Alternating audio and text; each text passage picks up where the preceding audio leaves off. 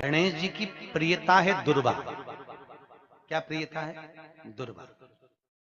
कितनी दुर्वा गणेश जी को समर्पित करी जाती है? मात्र 5। कितनी? आज के जमाने में लोग गट्ठा बनाकर चढ़ा दें, वो अपनी जगह पर है। 5 दुर्वा पंचम इंद्रियों को वश में करने के लिए और भगवान के 5 जो स्वरूप हैं उनको अपने भीतर उतारने के लिए 5 दुर्वा। अपने रिश्तेदारों से, अपने नातेदारों से, अपने कुटुंबियों से, अपने परिवार वालों से कि मुझे बहुत दुख है, मुझे बहुत तकलीफ है, मुझे बहुत कष्ट है, मैं बहुत कष्ट में हूं, मैं बहुत तकलीफ में हूं। वो थोड़ी देर आपको सहानुभूति बंधा देगा। हाँ होता है, अभी हाल थोड़ा सा लॉकडाउन चल रहा है ना, तो व्यापार व्यवसाय थोड़ा सा कमजोर है।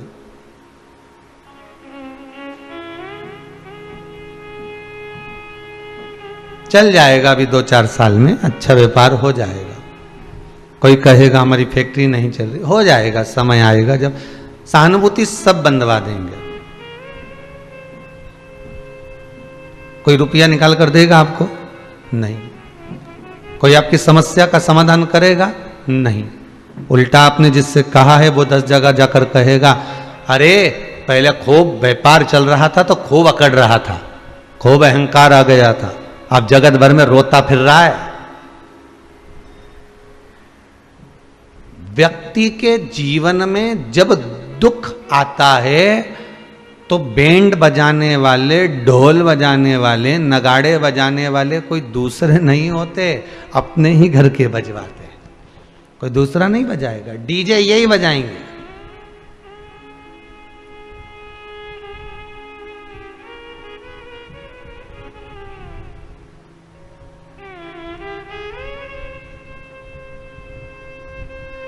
ना परिवार से कहिए, ना कुटुंब से कहिए, ना रिश्तेदारों से कहिए कि हमको ये तकलीफ है, हमको इतने की जरूरत है, हमको इतने का खर्चा है, हमारा कर्जा इतना बढ़ गया है, हमको ये समस्या है।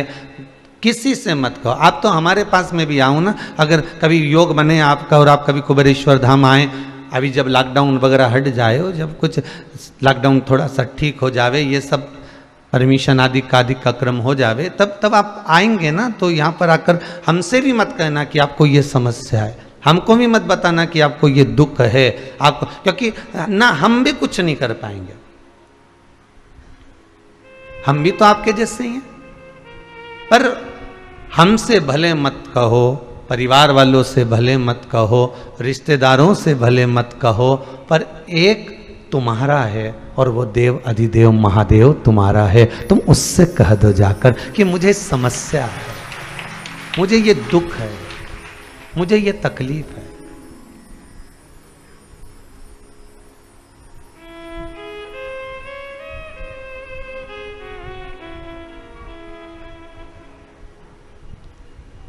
अगर भोले बाबा का सहारा न होता तो दुनिया में कोई हमारा न होता। इस संसार सागर में समस्या विकट है तो शिव निकट है। शंकर आपके करीब में आकर खड़ा हुआ है, बस उसको पहचानने की देरी है। हम उसको पहचान नहीं पा रहे, हम उसको जान नहीं पा रहे।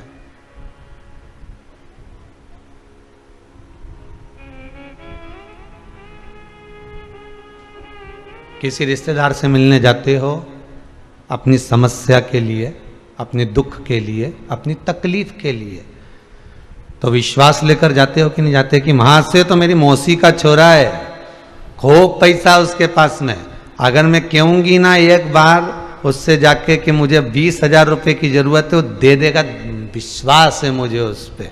अब इतनी अकड़ के गई, खजूर वाली चोटी भी कर गई, जोरदार जूड़ा वूड़ा लगा के और जोरदार तैयार हो हुआ के, और जैसे ही गई और वहां जाके बैठी, और बैठने पर अब वो वही मौसी का लड़का, और उससे कहा कैसी आई जी जीजी, बस क्या बताऊं, इतनी परेशान चल रही हूँ, इतनी परेशान चल रही हूँ कि बच्चों की फीस तक जमा नहीं कर पा रही हूँ, और ऐसा हो गया और वैसा हो गया। अब वो तो दुख है, जिंदगी है दुख की, वो तो आना जाना लगा रहता है, पर थोड़ा संघर्ष करो, थोड़ा सा झेलना तो पड़ेगा, संघर्ष तो करना पड़ेगा। वो मासी का छोरा कह रिया, कि झेलना तो पड़ेगा।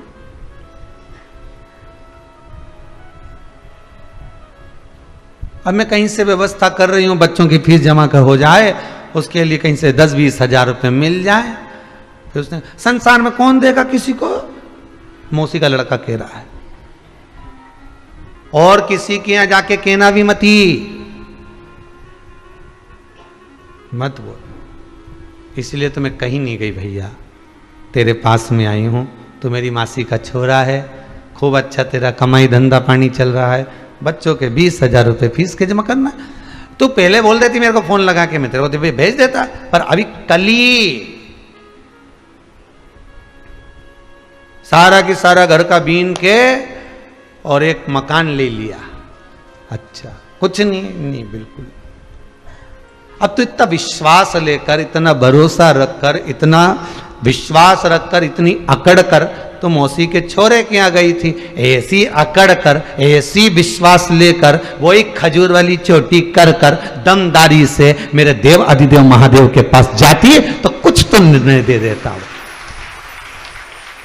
उतनी अकड़ से, उतना ही विश्वास से, जितने विश्वास से तुम मासी के छोरे के पास गई।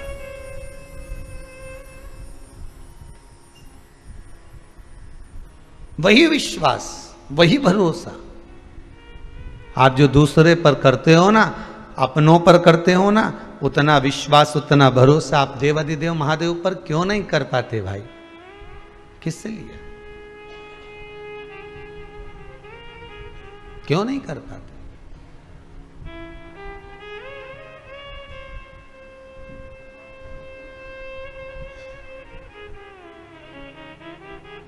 आज सवेरे कुछ पत्रकार बंधु आए थे तो कह रहे थे गुरुदेव इंदौर के हैं हम, और लगभग 4-6-8 लोग जो भी थे वो कह रहे थे कि दुनिया में कोरोना की 2 लहर चली, उसके बाद में तीसरी लहर की तैयारी गवर्नमेंट करी, पर पूरे इंदौर में और पूरे मध्य प्रदेश में, और मध्य प्रदेश में क्या पूरे भारत में, हम जब जब फेसबुक यूट्यूब कुछ खोलते हैं तो वो तीसरी लहर तो नहीं दिखती, पर हर हर महादेव और घर घर महादेव की लहर नजर आ जाती है। वो तो नजर नहीं आएगी, पर शिव हर घर में नजर आ जाता है। 2 बजे कथा चालू होती है, लोग टीवी के सामने बैठ जाते हैं, टीवी का वॉल्यूम ऐसा बढ़ा के बैठते हैं कि मोहल्ले के जो नहीं सुन रहे होते हैं उनको भी सुनना ही पड़ती है। और तो और बुजुर्ग तो बुजुर्ग, घर की बहुएं, घर की बेटियां, घर के बेटे, घर के बच्चे भी शंकर की कथा को ऐसे प्रेम से श्रवण कर रहे हैं, इतने आनंद में सुन रहे हैं, इतनी मस्ती में सुन रहे हैं कि उनको शायद हमने नहीं सोचा था कभी कि ये बच्चे धर्म की ओर बढ़ जाएंगे, पर उनके भीतर धर्म प्रवेश कर गया, उनके भीतर भगवान शिव प्रवेश कर गया। और चाहिए क्या अपने को? जिस गांव में पानी की कमी होती है वहां की फसल बिगड़ जाती है, जिस घर में संस्कारों की कमी होती है वहां की नस्ल बिगड़ जाती है। परिवार को सुधारने का सबसे सुंदर तरीका है शिव महापुराण की कथा, परिवार को संवारने का सबसे सुंदर तरीका है भगवान शंकर का अनुमोदन, परिवार को संभालने का सबसे सुंदर आनंद है शिव चरित्र, शंकर का अनुमोदन, भगवान शिव की कथा।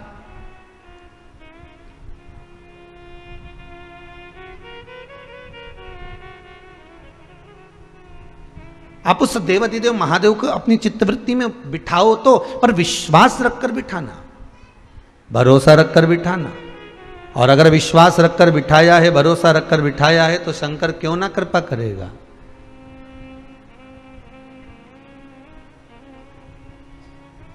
क्यों ना कृपा करेगा?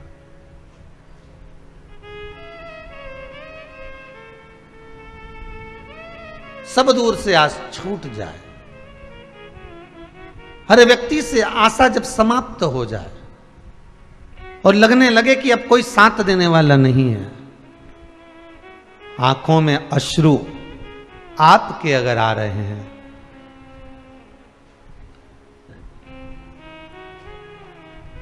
महाराज, तब शिव को याद कर लेना, एक बार जरूर याद करना, मेरे देवाधिदेव महादेव को एक बार दिल से अवश्य याद करिएगा। अश्रु आंसू किसके निकलते हैं? जिसका भीतर का विश्वास टूट गया हो,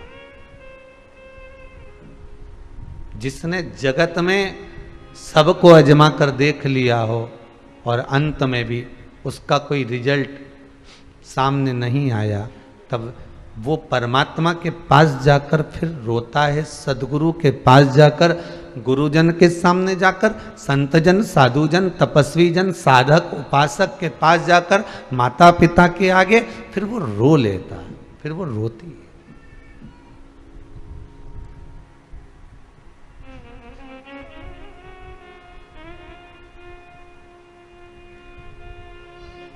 अश्रु को बुलाना नहीं पड़ता, आंसुओं को बुलाना नहीं पड़ता। आंसू तो आपकी भक्ति जो होती है, आंसू तो जो आपका विश्वास है, आपकी जो दृढ़ता है, आपका जो भरोसा है, आपका जो परमात्मा के चरणारविंद में जो रस तत्व, जो चित्त वृत्ति आपकी भगवान में जो जुड़ी हुई है, बस वो नैनों से झलकने लगती है।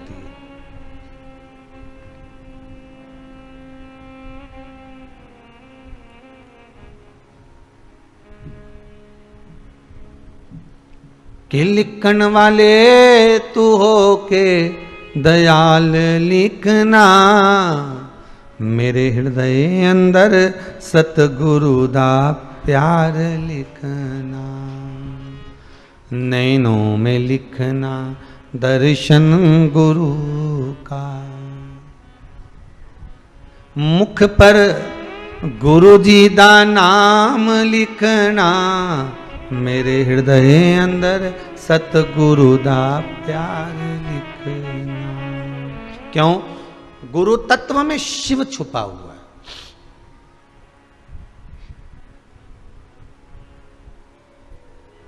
गुरु तत्व में शंकर छुपा हुआ है।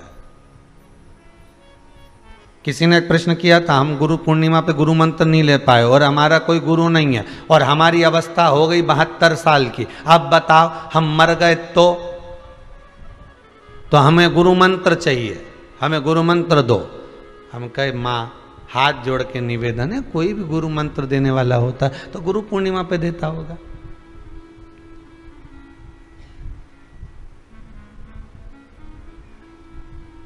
कोई भी गुरु मंत्र देने वाला होगा तो गुरु पूर्णिमा पे देता होगा, कहीं नहीं। और महाराज जी हम तो 15-20 इकट्ठा हो जाए, सबके दे रहे और तुम तो क्यों दे ही नहीं। अरे तो बात दूसरी बात, गुरु पूर्णिमा पे गुरु मंत्र लेने का समय होवे, जैसे हर कभी रोज रोज पूरण पोली बना के खाओ, रोज रोज भजिया बना के खाओ, रोज रोज गुलाब जामुन बना के खाओ, रोज रोज तुम प्रतिदिन बाजार से एक केक खरीद के लाओ और चाकू से काट काट के खाओ, ने हैप्पी बर्थडे टू यू, तो वो केक खाने में मजा आए क्या? अरे बोलो तो जम के। होली का गाना, होली का गीत, होली के गीत तुम बाकी के समय पर सुन के बताओ, अच्छे नहीं लगेंगे, पर होली का जब समय आएगा तो होली के गीत अच्छे लगेंगे। राखी का समय आएगा तो भैया मेरे राखी का बंधन के निभाजे तो गीत अच्छा लगे, और जैसी राखी समाप्त हुई तो कोई गीत अच्छा लगे। जन्माष्टमी आई तो भगवान कृष्ण के जन्म के गीत अच्छे लगते हैं, रामनवमी आई तो राम जी के जन्मोत्सव के गीत अच्छे लगते हैं, दिवाली आई तो दिवाली की आतिशबाजी अच्छी लगती है। समय होता है हर चीज का, गुरु मंत्र का भी एक समय, एक वृक्ष पर जो फल लगे हैं वो भी एक समय पर पनपते हैं, एक समय पर फलित होते हैं।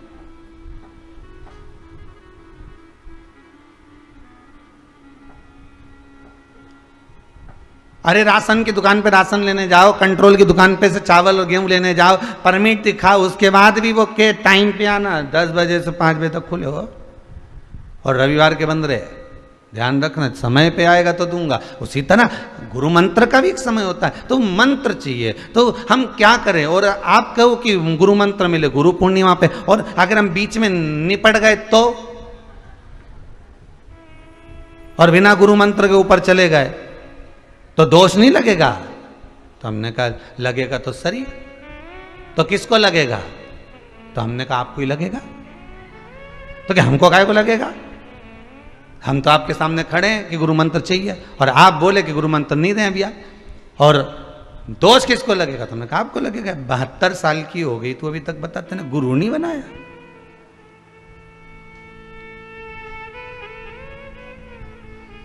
गुरुजी पूछो ही मती तुम तो मेरी। हमारा पति कभी भजन में नहीं जाने दे, कीर्तन में नहीं जाने दे। तुमने कहा भजन गाने का मना करता है क्या? अब क्या बताएं, हम वो नहीं गान दे न जान दे तो भजन से क्या तकलीफ उसको? आया है क्या? हाँ आया, बुला जरा बुला उसको। तो आया। क्यों भाई तेरे को भजन से क्या तकलीफ है, क्या दिक्कत? बस नहीं जानता।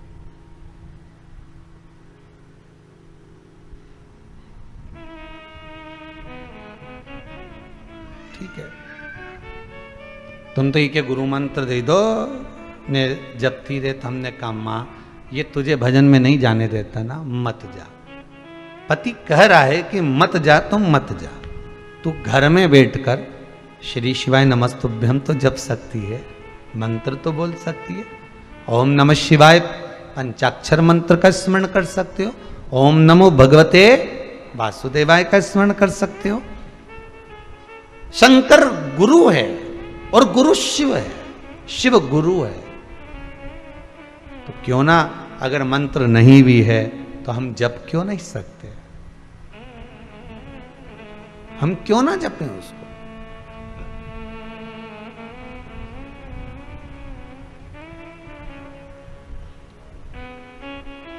जिस माला को जपकर मीरा तर गई, जिस माला को जपकर नामदेव जी तर गए, जिस माला को जपकर रामकृष्ण परमहंस जी तर गए, जिस माला को जपकर स्वयं हनुमान जी तर गए, तो ये माला कोई सहज होगी?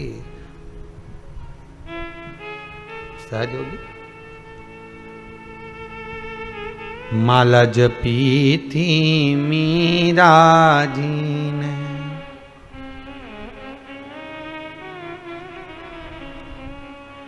मुझे ला दो भजन की वही माला, मुझे ला दो भजन की वही माला।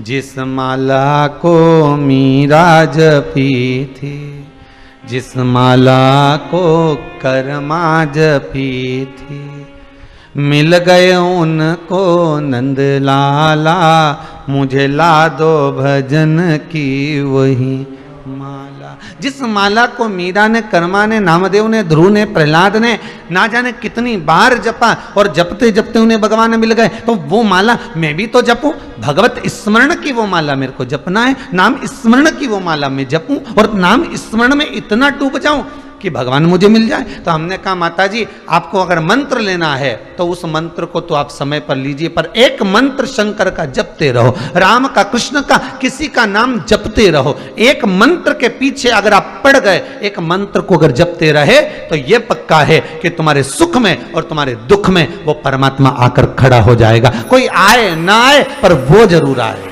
उसको बुलाना पड़ने के लिए केवल मंत्र का जाप करिए। अरे भगवान कृष्ण जिस समय पर पांडव जुआ खेलने के लिए जा रहे थे, चौसर खेलने के लिए, सबसे आगे मेरे कृष्ण चल रहे थे। युधिष्ठिर जी ने अर्जुन से कहा भगवान जा रहे हैं आगे आगे, अच्छा लगेगा इनके सामने जुआ खेलेंगे? क्या करें?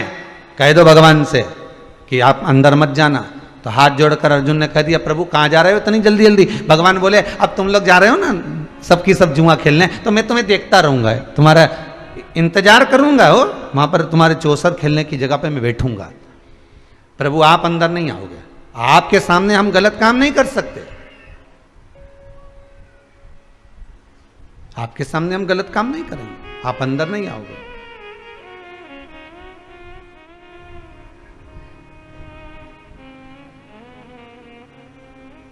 आप अंदर नहीं प्रवेश करोगे।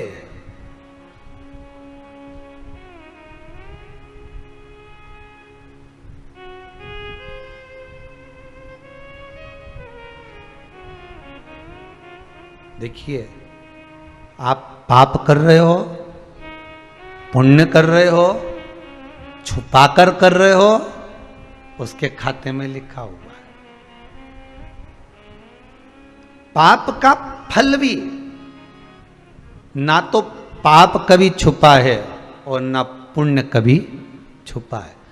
पाप भी नहीं छुपता, पुण्य भी नहीं छुपता। पाप का फल भी सामने आता है और पुण्य का फल भी सामने आता है। दोनों चीजें सामने आएगी।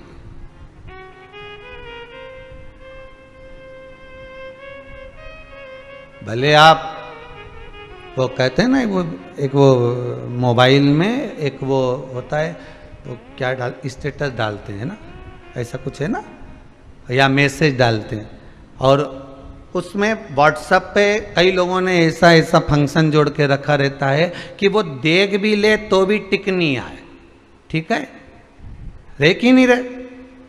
उसने ऐसी सेटिंग कर रखी है कि वो ऑनलाइन दिखता ही नहीं है। देख ही नहीं रहे। बोलो ईमानदारी से, जितने लोग आस्था पर सुन रहे हो, कि सामने वाला व्यक्ति भले ऑनलाइन वो चाहे नहीं रहे, क्योंकि उसके भीतर हो सकता है कपट हो, उसके भीतर छल हो। छुपाता वही है जिसके भीतर कपट होता है, छुपाता वही है जिसके भीतर छल होता है। नहीं तो ब्लू टिक से क्या होता है? उसी तरह तुम पाप पुण्य कितना भी छुपा लो, पर मेरा भोलेनाथ तो 24 घंटा ऑनलाइन रहता है। 24 घंटा, हर पल, हर घड़ी, हर क्षण मेरे शंकर ऑनलाइन है। हर पल, हर घड़ी, हर क्षण। तुमने क्या करा, क्या धरा, क्या कर रहे हो, कितना पुण्य, कितना पाप, तुम छुपा सकते हो केवल व्हाट्सएप पर, तुम छुपा सकते हो केवल स्टेटस पर, तुम छुपा सकते हो केवल फेसबुक पर, तुम छुपा सकते हो केवल गूगल पर उस परमात्मा से नहीं छुपा सकते। उसकी दृष्टि सबके सम्मुख है। किससे छुपा रहे हो? पाप तुम किससे छुपा रहे हो? झूठ तुम किससे छुपा रहे हो? छल तुम किससे छुपा रहे हो? बेईमानी तुम किससे छुपा रहे हो? कपट तुम किससे छुपा रहे हो? उससे नहीं छुप सकता। वो तो पैदा करते ही तुमको एक सिम ऐसी फिट कर देता है कि तू कहीं पे भी जाए तेरे सामने वो कैमरा लगा रहता है। कहीं पे भी जा, तेरी मस्ती में तू कहीं भी रहे। जब हिसाब करता है नहीं ऊपर, तब ऐसा रोए जीव, इतना रोए, मैंने तो ये काम करिया ही नहीं, मैंने तो ये बोलिया ही नहीं। तो चित्रगुप्त महाराज बोले, ला रे जरा बस हेड के ला, तो वो कैमरा लगाया तो ला जरा दिखा इसको, करिया कि नहीं करिया अभी मालूम पड़े। तो तुम्हारे झूठ से, तुम्हारे कपट से क्या हो? तुमने कितना पाप करा, कितना पुण्य करा, मालूम उसको है, तुम्हें कुछ नहीं मालूम। तुम तो करने के बाद भूल जाते हो, तुम तो कहने के बाद भूल जाते हो, पर वो हिसाब रखता है। तूने गाय को रोटी दिया, हिसाब उसके पास जुड़ा। तूने एकादशी के दिन भोजन कराया, उसका हिसाब जुड़ा। तूने पुण्य करा, तूने प्रदोष का व्रत रखा, दुनिया के लोग हिसाब रखे कि नहीं रखे पर मालूम नहीं। तुमने जन्म से लेकर अभी तक कितने सोमवार के व्रत करे, तुमने जन्म से अभी तक कितने गुरुवार के व्रत करे, तुमने जन्म से अभी तक कितने पशुपति व्रत करे, ये तुमको मालूम नहीं है। पर उसके पास में एक एक व्रत का हिसाब मिलेगा। इसने सोमवार का ये व्रत करा था, अच्छा ये सोमवार का व्रत करी थी, शंकर जी के मंदिर गई थी पूजन करने, तो वहां से गिलकी खरीद के लाई थी, भिंडी खरीद के लाई थी। जब ये मंदिर गई थी तो साथ में खाली झोला लेके गई थी कि मंदिर का मंदिर हो जाऊंगी और साथ में बाजार करके आ जाऊंगी। मतलब मंदिर तो इसका लक्ष्य था, पर इसको बाजार घूमने जाना था। तो भगवान ने कहा पुण्य कैंसिल करो, क्योंकि मेरे लिए नहीं आई थी, ये तो भिंडी खरीदने आई थी। अब तुम तो कितनी समझदार, जूड़ा मुड़ा बांध के झोला लेके वहीं से जाऊंगी, दर्शन का दर्शन कर लूंगी, भगवान से विनती कर लूंगी और वहीं से सब्जी लेके घर आ जाऊंगी। अब तुमने ये चीज तो भगवान के मंदिर जाने की सोची, अब तुमने एक चीज और क्यों नहीं सोची कि शाम के रिसेप्शन में जाऊंगी, किटी पार्टी में जाऊंगी, या उसके जन्मदिन पे जाऊंगी, तो फिर मैं सब्जी खरीदती है जाऊंगी, तब ले जा झोला। नहीं, बढ़िया जोरदार साड़ी वाड़ी ने डब्बा बब्बा भर के नहीं, नीली पीली होके जाए और जोरदार झामर झुमका पहन के जब जाए, और जाने के बाद एक खाली झोला साथ ले जा, फिर कहीं जाए। अरे बोलो तो नहीं जाए, फिर जाए झामर झुमका पहन कर, चबड़िया जोरदार या क्लिप मिली फंसा के, ऐसा गुलदस्ता जैसा बाल करके, फिर जाके बता दे, फिर वो जाए तो बता, फिर तो वहीं जाए। कहां? वही गोलगप्पा फिर वहीं जाए, फिर वो सब्जी लेने जाए क्या, ऐसी जोरदार तैयार मैयार होके, और पति कह दे कि अब अपने यहीं से तो निकल रहे, शादी में जा रहे हैं, एक काम करें अपन आधा किलो भिंडी खरीदते वो चल। तुम्हें अक्ल मक्ल है कि नहीं थोड़ी बहुत? मैं ऐसी जोरदार तैयार हुई, सब्जी मार्केट ले जा रहा मेरे को, मेरी इज्जत है कि नहीं कुछ? 4 घंटा तो मेरे पटरी जमाने में हो गया, और तुम मुझे सब्जी खरीदने जा रहे? तो फिर कल सब्जी नहीं है, एक भी सब्जी क्या बनाएंगे? मैं तो दाल बना लूँगी, तुम चुपचाप चलो, तुम चलो। अब बताओ, मान नहीं जाऊँ तो दाल। अब कितनी बड़ी बात कि तुम तुम्हारे रिश्तेदार के शादी में जाऊँ ना तो सच धज के एक बार, फिर उसके चक्कर में तुम किसी के यहाँ नहीं जाओ, और मंदिर जाओ तो क्या सब्जी खरीद लाऊंगी? आती आती दूध की थैली ले आऊंगी, आती आती आधा किलो में बेसन ले आऊंगी। मतलब भगवान के यहाँ जा रही है तो बहाने बना के जाए भगवान के। अरे मेरी हो करा, शंकर भगवान के मंदिर में श्रीफल क्यों नहीं फूटता? शंकर जी के मंदिर में नारियल क्यों नहीं फोड़ा जाता? क्योंकि शंकर को अधूरा नहीं चाहिए, शंकर को पूर्ण चाहिए। चावल भी देना तो एक दाना देना, भले आखा देना पर टूटा मत देना। बेलपत्री देना एक देना पर खंडित मत देना। फूल देना एक देना पर मुरझाया मत देना। फल देना एक देना पर बेकार मत देना। मिठाई देना एक देना पर बेकार मत देना। भगवान कहते हैं मुझे जो दे वो पूर्ण देना। इसलिए शंकर जी के मंदिर में नारियल नहीं फूटता, क्योंकि उनको पूर्ण चाहिए, उनको पूरा चाहिए। पर हम भगवान शंकर के मंदिर में जाते हैं, अधूरे जाते हैं। जाती जाती सब्जी खरीद लूंगी, मतलब आधा पुण्य आधा पाप। जल्दी जल्दी में यह काम कर लूंगी, मतलब मंदिर तो जा ही रही हूं, साथ में यह काम करते हुए चले जाऊं। कुछ नहीं मिलेगा भेरू सिंह, लिख के रख ले। कहीं नहीं मिले रे भेरू, कहीं नहीं मिले। हिसाब लगा कर रखी है, कहां से प्राप्त होगा? और हिसाब लगाया मैंने तो इतना पुण्य करा। अरे भले तुम कितना भी छुपा के रख लो, पर वो तो पूरा ऑनलाइन है रे, एक एक चीज का हिसाब रखेगा। तुम्हारी ब्लू टिक से क्या होगा? कहीं नहीं, कुछ नहीं हो, सब ज्ञात। वो एक कंजन कौन सा नाटक आता था, हमको सब पता है। उसमें वो एक ही बात कहता था, हमको सब पता है। बस यही बात जान के रख लो, शंकर जी के सब पता है। तुम्हारा पुण्य भी, तुम्हारा पाप भी, तुम्हारा भजन भी, तुम्हारा दान भी, तुम्हारा सत्कर्म भी, तुम्हारा स्मरण भी, वो देता।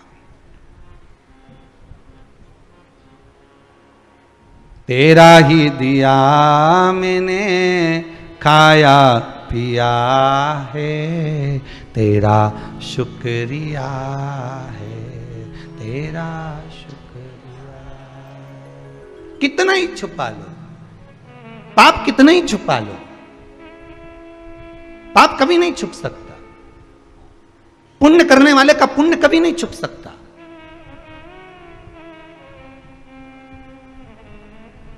आप चुपचाप से भी अगर 2 रुपए दान करें, आपने गुप्त दान भी करा है, तो वो पुण्य भले आपने जगत से छुपा लिया, पर उससे नहीं छुप सकता, उसका तुम्हें पुण्य का भाग मिलेगा।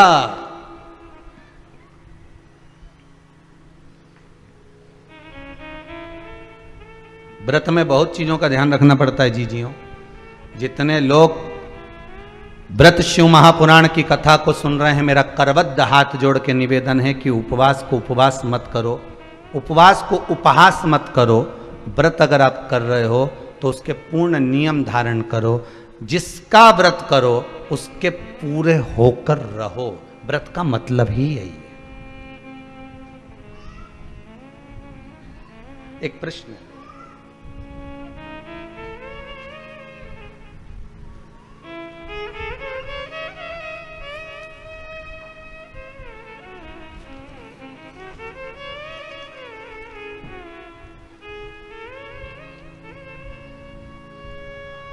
सोमवार के दिन जन्माष्टमी है और उसी दिन हमारा पशुपतिनाथ का आखिरी व्रत है। हम तो बीच में अटक गए, क्या करें?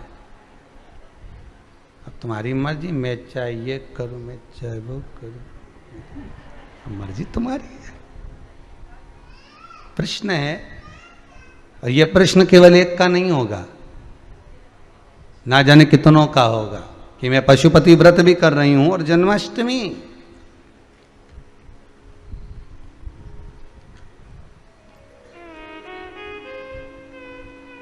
जन्माष्टमी, अब कौन सा व्रत करें? अब आपसे ही हम प्रश्न का उत्तर लेंगे, ठीक है?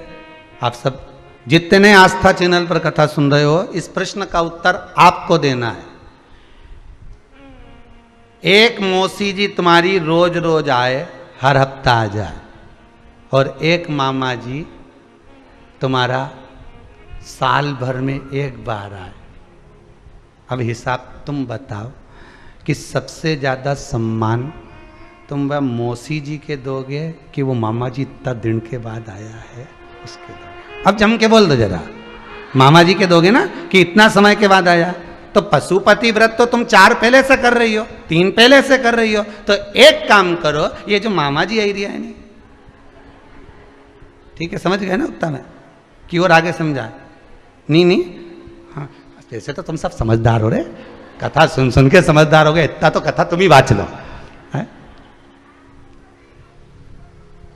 बस समझ जाओ उत्तर में कि पशुपति व्रत 5 करना है।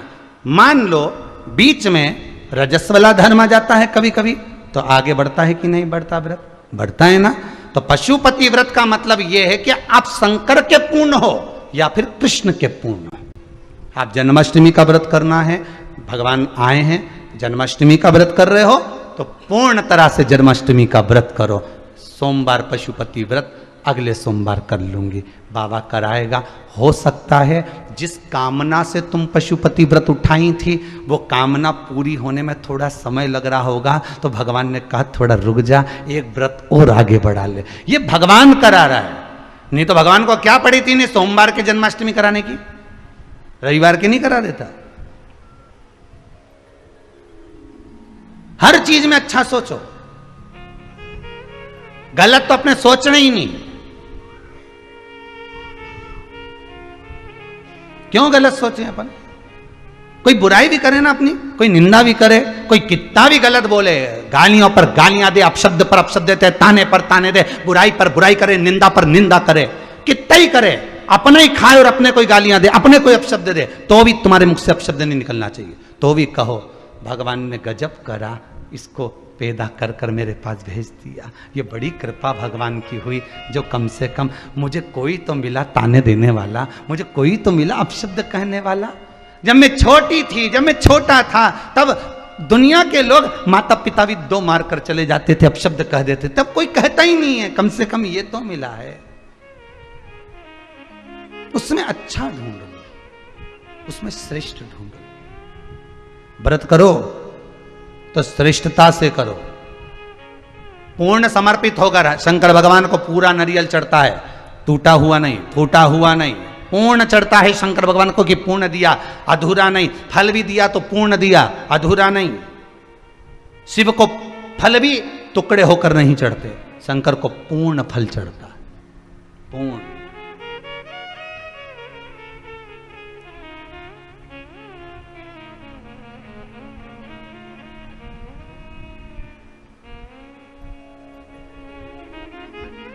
अरे राजा जरासंध के जो पिताजी थे शंकर के बड़े भगत थे। कथा का ध्यान करिएगा, भागवत जी में सुना है ना। जरासंध कैसे मारा था? एक तिनके के टुकड़े कर कर फेंके, भीम ने देखा बीच में से, जरासंध का पिता, राजा जरासंध के पिता बड़े भगवान शंकर के भगत थे, शिव के भगत। उनकी 2 धर्म पत्नियां थीं, पर संतान नहीं थी। एक दिन शिव की आराधना कर कर आ रहे थे, शंकर ही गुरु का रूप रख लिया। अभी आपको कथा में कहा था शिव गुरु है, गुरु शिव है।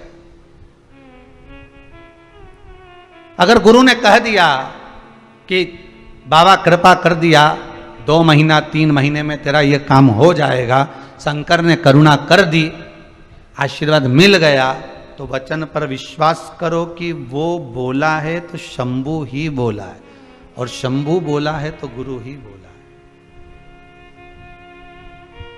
वो गुरु, वो शिव शंकर के मंदिर से आ रहे थे, राजा जनक जरासंध के पिता। संतान नहीं थी, और मार्ग से आते आते आज आंख में अश्रु भरे हुए थे पिता के। वहीं शिव गुरु का रूप रखकर आ गए। क्या हुआ, क्या बात है, क्या हो गया? 2 धर्म पत्नी पर संतान नहीं। हमारे शास्त्र हमको कितनी सुंदर सीख देते हैं कि दशरथ जी के घर में संतान नहीं हुई तो उन्होंने गुरु जी के सामने जाकर हाथ जोड़कर निवेदन करा कि मेरे घर में 3 धर्म पत्नियां, संतान नहीं है।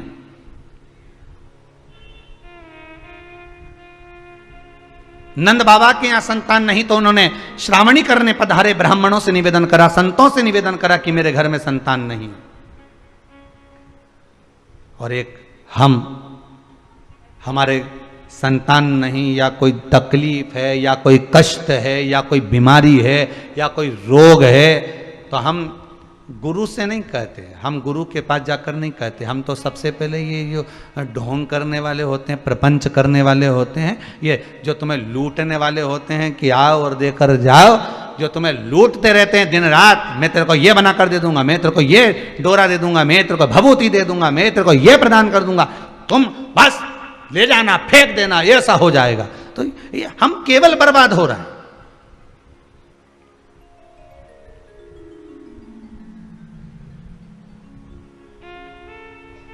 हम भरोसा नहीं रख पाए भगवान पर। एक बार गुरु के सम्मुख में, एक बार परमात्मा के सम्मुख में, एक बार मेरे ओघड़ी दानी मेरे शंकर के सामने जाकर कहो तो जरासंध के पिता जब लौट कर आ रहे थे, शिव सामने आकर पूछ लिए, क्यों, क्या बात है, तुम मंदिर से आ जा रहे हो? मंदिर जाते समय और मंदिर से आते समय आंखों में अश्रु नहीं होना चाहिए। भगवान को तकलीफ होती है कि ये मेरे पास आकर रो रहा है, इसको क्या हो गया, इसका दुख कटा, तब तो ये मंदिर आया है।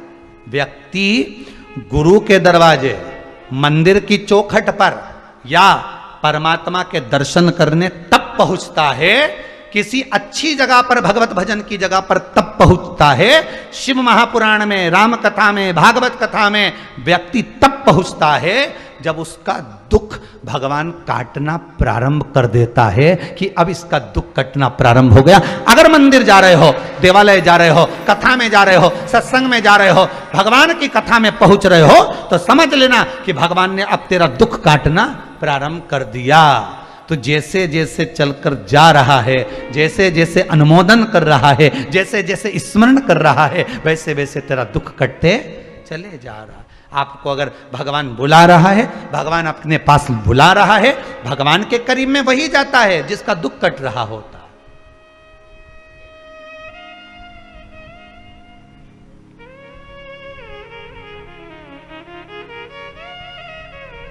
कहाँ दिल्ली, कहाँ मुंबई, कहाँ पूना, कहाँ गुजरात, कहाँ महाराष्ट्र, कहाँ राजस्थान, कहाँ कहाँ से लोग स्मरण करते हैं कि हम उज्जैनी जा रहे हैं, हम महाकालेश्वर जा रहे हैं, हम ओमकारेश्वर जा रहे हैं, हम कुबेरेश्वर जा रहे हैं। कितना स्मरण करते हैं लोग। कब जाता है व्यक्ति? जब उसका दुख कटना प्रारंभ हो जाता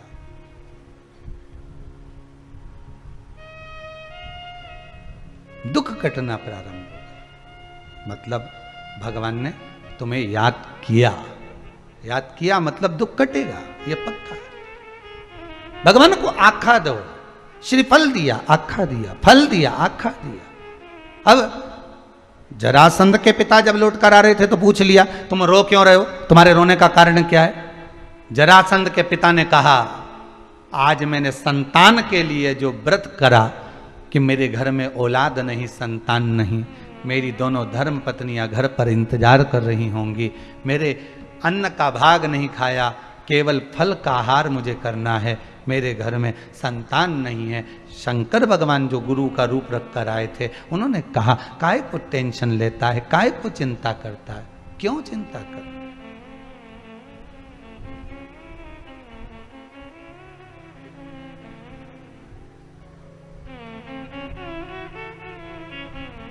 ना कोई चिंता ना कोई टेंशन, भोले के नाम में बस एक है मेंशन। शिव जो कर रहा है ये टेंशन को मिटाने का काम कर रहा है।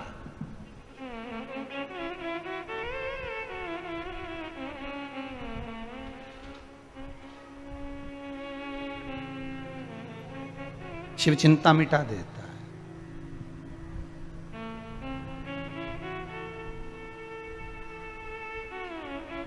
क्यों चिंता करते हो? किस लिए कर रहे हो? क्या हो गया ऐसा जो रो रहे हो? कहा संतान नहीं है, इतनी सी बात, बस इतनी सी बात। शंकर कहने लगे तूने व्रत रखा है ना, व्रत रखा है तूने, तो व्रत रखा है तो फिर या तो व्रत रखने वाला व्यक्ति पहली बार जब व्रत रखे, पहला व्रत रखे, तो भगवान से निवेदन कर दे कि मैंने व्रत इसलिए करा, मेरा व्रत मैं कर इसलिए रही हूं, मैं पशुपति व्रत इसलिए कर रही हूं कि मेरा बेटा सीए में पास हो जाए, मैंने पशुपति व्रत इसलिए करा कि मेरी बेटी का घर संवर जाए, मैंने पशुपति व्रत इसलिए करा कि बाबा मेरी विनती को स्वीकार कर लो। विनय तो करो बाबा से।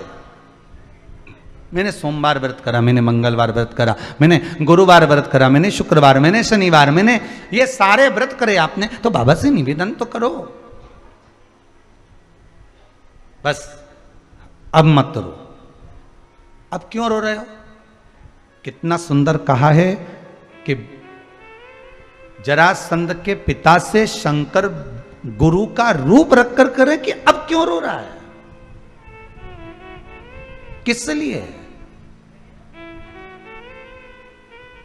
भगवान के सामने पहुंच गए ना आप, भगवान ने बुला लिया ना आपको, मंदिर पहुंच गए ना आप, गुरु के दरवाजे पहुंच गए ना आप, महाकाल राजा की नगरी में, कुबेरेश्वर धाम में, ओमकारेश्वर धाम में, भीमा शंकर में, परली बैजनाथ में, केदारेश्वर में, रामेश्वरम में, मल्लिकार्जुन में, जब आप किसी भगवान के धाम में पहुंच गए फिर आंसू क्यों, फिर क्यों रो रहे हो? उसने बुलाया है, खाली नहीं जाने देता। एक हम सहज भाषा में कहें आपको, इससे भी सरल भाषा में आपको अगर समझ में आ जाए, गाय जब वो पोटा करती है ना, गाय जब गोबर करती है, गोबर जब जमीन पर गिरता है ना, उठाते हैं ना, तो उसमें धूल लग जाती है, उसमें मिट्टी लग जाती है। उसी को समझ लो, गाय पोटा करती है तो धूल लेकर उठती है, उसी तरह भक्त भगवान के पास बैठता है तो सुख लेकर उठता है, दुख नहीं लेकर उठता।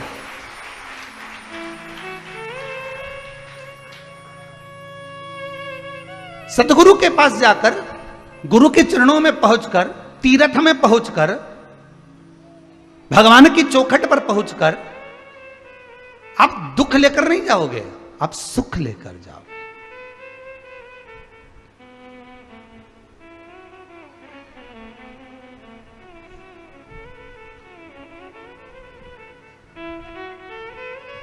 नहीं कोई संगी, नहीं कोई साथी, कोई नहीं, केवल एक तू ही है।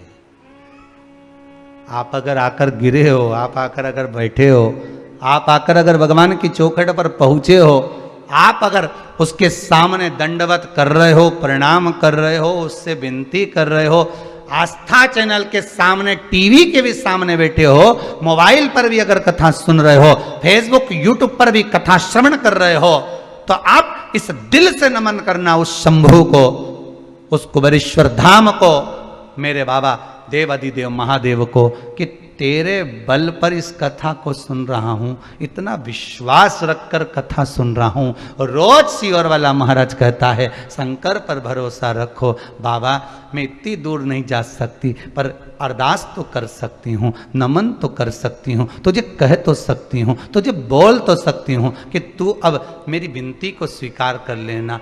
जब तू देगा तब मैं दौड़कर उस कुबेरेश्वर धाम में पहुंच जाऊंगी। बस एक बार मेरी मनोकामना पूर्ण कर दे, आऊं मैं,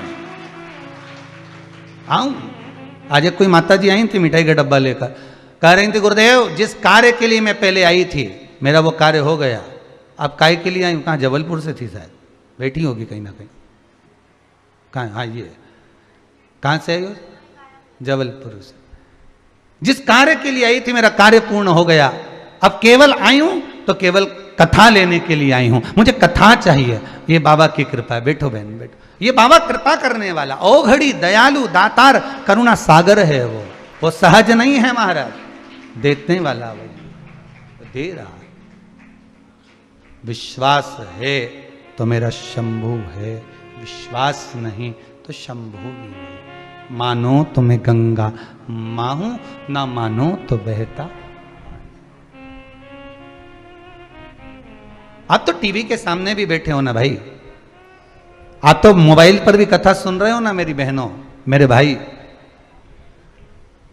जितने लोग दिल से कथा सुन रहे हो ना, अपना जानकर शंकर को अपना मानकर कथा सुन रहे हो ना, दिल से अगर सुन रहे हो ना, तो मोबाइल पर टीवी पर वो आपकी मुराद, क्योंकि कहीं पर भी बैठकर नाम जपो खबर उसको पहुंच जाती है। ये गुजराती व्यक्ति गुजराती भाषा में बोलता है, मराठी व्यक्ति जम के तो बोलो मराठी भाषा में बोलता है, तमिल का तमिल में बोलेगा, साउथ का साउथ की भाषा में बोलेगा, सब अपनी अपनी भाषा में बोल रहे हैं। तो क्या भगवान, विचार तो करो कितना पढ़ा लिखा होगा। तुम तो 2-4 जगह की भाषा ही नहीं जानते होगे, जानते भी होगे तो 2-4-8 जगह की जानोगे, 10 जगह की जानोगे। और कितनी भाषा, कितनी चींटी भी बोल रही है तो वो सुन रहा है, चींटा भी बोल रहा है तो वो सुन रहा है, हाथी भी बोल रहा है। हाथी चिल्लाया, आवाज लगाई तो भगवान गरुण लेकर पधारे। बोलो सही है कि गलत है? हाथी भी बोल रहा है तो वो सुन रहा है, गरुण पक्षी बोल रहा है तो वो सुन रहा है, नंदी बोल रहा है तो वो सुन रहा है, हाथी बोले तो वो सुन रहा है वो, उसको सब भाषा आती है। आप कहीं पर भी जाकर किसी भी रूप में विनती करोगे वो स्वीकार कर लेगा, स्वीकार कर लेगा।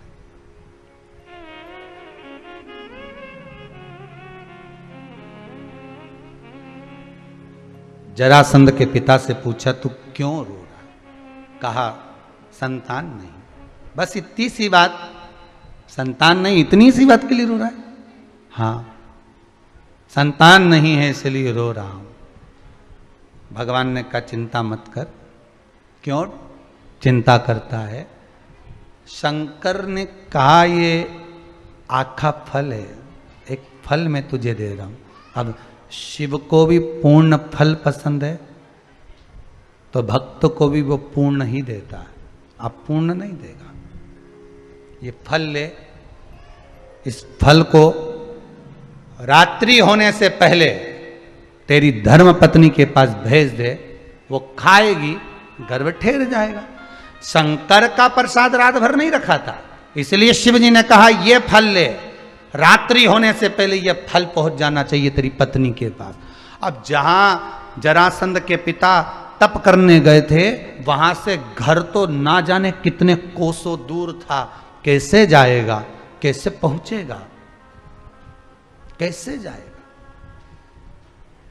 जरासंध के पिता के पास में एक पक्षी था, उस पक्षी को डाली में लगा हुआ फल डाली पकड़ा कर दे दिया, ये रानी को दे देना ले जाकर, ये रानी को दे दो ले जाकर।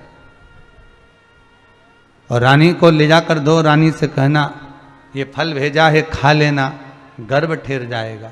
रानी ने फल पाया, जैसे ही फल आया रानी ने सोचा हम राजा की 2 धर्म पत्नियां हैं, इसको ये नहीं मालूम था कि शंकर ने पूर्ण दिया है तो पूर्ण पाइए, रात्रि से पहले भेजा है। शास्त्र कहता है शंकर का प्रसाद रात भर नहीं रखा होना चाहिए, ये 16 सोमवार की कथा में भी लिखा है, संकट सोमवार की कथा में भी लिखा है। जो संकट सोमवार का उद्यापन करते हैं, शंकर की कथा को सुनते हैं, जो सोमवार का व्रत करते हैं, संकट सोमवार 16 सोमवार का व्रत उद्यापन करते हैं, वो कथा में पढ़ लेते होंगे कि शंकर का प्रसाद चूरमा हो, बेलपत्री हो, जो भी आप प्रसाद है शिव का, उसको रात भर ना रखिएगा।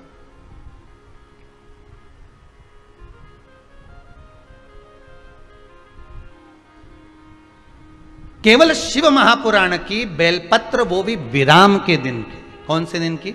समापन के दिन की। वो जब मिलती है तो वो भले तुम जिंदगी भर लाल वस्त्र में रखो, वो संपदा बढ़ाती है। ये शिव महापुराण में वर्णित है, वो है संपदा। तुम रुका जी के शंकर भगवान से क्या कहा था तुम रुका जी ने कि आप कुछ देना चाहते हैं तो अपने मस्तक पर चढ़ी हुई बेलपत्र इस शिव पोथी को दे दो। ये शिव पोथी की बेलपत्र संपूर्ण जगत का कल्याण करेगा, संपूर्ण जगत का कल्याण। बाकी के दिनों की बेलपत्र तो औषधि के लिए खाई जाती है, रात्रि से पहले, रात्रि हो उससे पहले उसको पाया जाता है। पर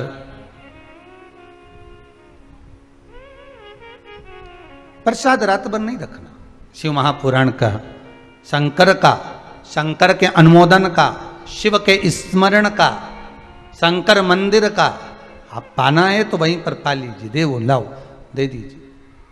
अब फल तो भेज दिया था, वो फल चले भी गया था, रानी को पहुंच भी गया। रानी ने सोचा हम 2 महारानी हैं, उसने आखे फल के 2 टुकड़े कर दिए, दोनों ने खा लिए, दोनों को संतान हुई। संतान भी जो शंकर के फल के टुकड़े करे थे तो औलाद भी आदि आदि हुई, संतान भी आदि आदि। नासिका का एक छिद्र, एक आंख, आधा मुख, एक हाथ, एक पांव, एक रानी को हुआ, आधा दूसरी रानी को हुआ। जैसे ही रानी को आदि आदि संतान हुई, जरासंध के पिताजी को मालूम पड़ा कि संतान हुई और दासियों ने आकर कह दिया संतान भी ऐसी हुई कि कुरूप हुई। आदि आदि संतान उत्पन्न हुई है, आदि आदि संतान उत्पन्न हुई है। हाँ, आदि आदि संतान, हाँ। कहाँ है? लेकर आओ। जो लेकर आए देखा तो ये तो आदि आदि है। पिताजी ने कह दिया ऐसी संतान हमको नहीं चाहिए, ले जाओ फेंक दो इसको, ले जाकर जाकर कहीं फेंक दिया जाए, जंगल में, वन में ले जाओ, इसको डाल दीजिए वन के अंदर, ले जाओ इसको। एक दासी को भेज दिया, दासी ने ले जाकर उसको फेंक दिया। फेंका, आधा आधा टुकड़ा अलग पड़ा था। एक होई थी राक्षसी, पर कभी राक्षस कृत्य नहीं करा था। राक्षस कुल में जन्मी थी होई, पर राक्षस कर्म नहीं करा था। इस निकल कर जा रही थी।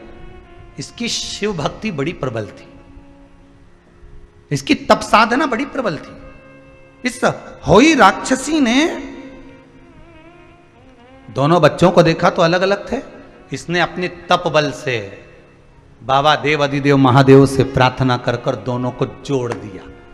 दोनों को जोड़ा, लेकर गई जरासंध के पिताजी के पास में ले जाकर कहा ये तुम्हारा बेटा है, टुकड़े टुकड़े कर कर अलग पड़ा था, मैंने अपने शिव आराधना से अपनी भक्ति से इसको जोड़ दिया है, ले तुम इसको रख लो। पर एक बात याद रखना राजन, तुम्हारे पुत्र को मैंने जोड़ा है, इसको कोई मारेगा तो ये मरने वाला नहीं है, पर बीच में से फाड़ कर अगर भाग अलग कर दिया जाएगा तो ये मर जाएगा। जरासंध को बार बार जोड़ा, फिर जुड़ गया, फिर फाड़ा, फिर जुड़ गया। तब भगवान ने तिनका तोड़कर भाग विभाजित करे। तब भीम ने देखकर जरासंध के बीच में से फाड़ कर भाग विभाजित कर कर फेंके थे, फिर जीवित नहीं।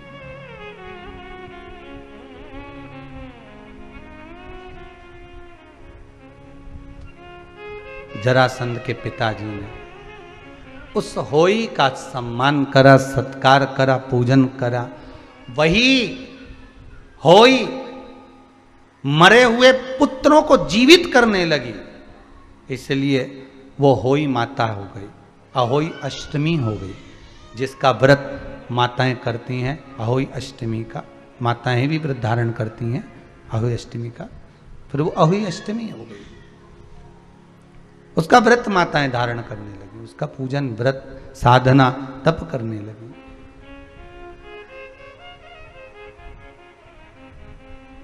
भगवान को पूर्ण चाहिए। आप भगवान को फल दे रहे हो, पूर्ण दीजिए। आप भगवान की सेवा कर रहे हो तो पूर्णता में करिए। आप भगवान का मंत्र जाप कर रहे हो, पूर्णता में करिए। अपूर्ण शिव को नहीं चाहिए।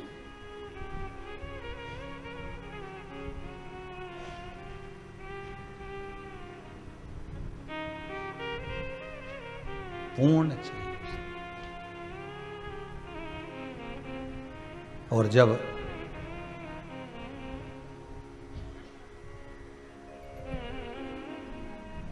पूर्ण भरोसा लेकर, पूर्ण विश्वास लेकर आप शंकर के द्वार जाते हो तो शिव पूर्णता में ही देता है। शंकर कभी अपूर्ण नहीं देगा। शिव अपूर्णता कभी नहीं देता। एक किसी माताजी ने एक प्रश्न किया था कि हमारे यहां कोई कह रहा था कि जब नारी गर्भ से रहती है तो उसको शंकर जी का पूजन नहीं करना चाहिए।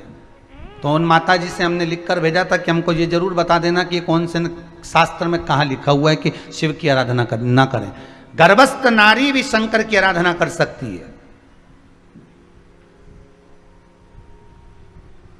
शिव की आराधना में कोई कमी नहीं। शिव की भक्ति में कोई कमी ना रहे। साहब, शिव महापुराण तो यहां तक कहती है कि कोई बड़ी से बड़ी बीमारी हो गई, डॉक्टर अपना काम करे, औषधि दे, दवाई दे, गोली दे, वो अपनी जगह पर है। पर तुमको अगर रोग हो गया, तुम पलंग से उठ भी नहीं सकते, तो भी पड़े पड़े ही जप लो श्री शिवाय नमस्तु। पड़े पड़े जप लो ओम नमः शिवाय। पड़े पड़े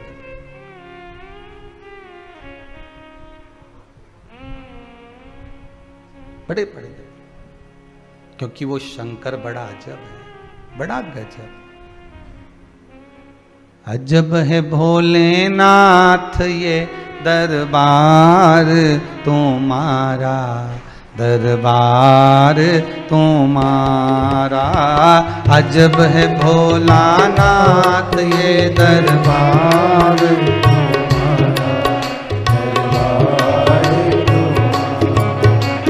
अजब है भोलानाथ ये दरबार तुम्हारा, दरबार तुम्हारा। अजब है भोलानाथ ये सब गाइए, दरबार तुम्हारा, दरबार तुम्हारा। भूत प्रेत नित करे चाकरी, सबका यही गुजारा। भूत प्रेत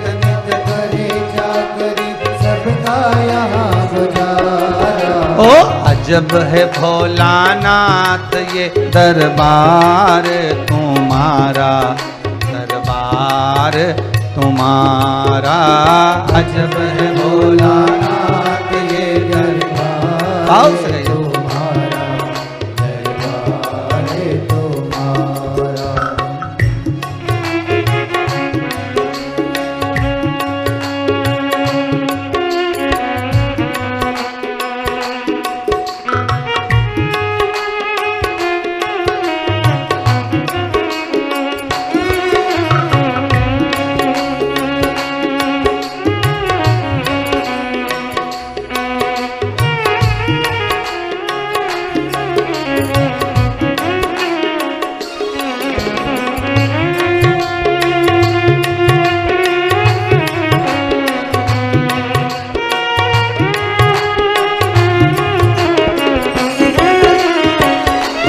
प्रेम से आनंद के साथ में देखो, भाव से जय हो।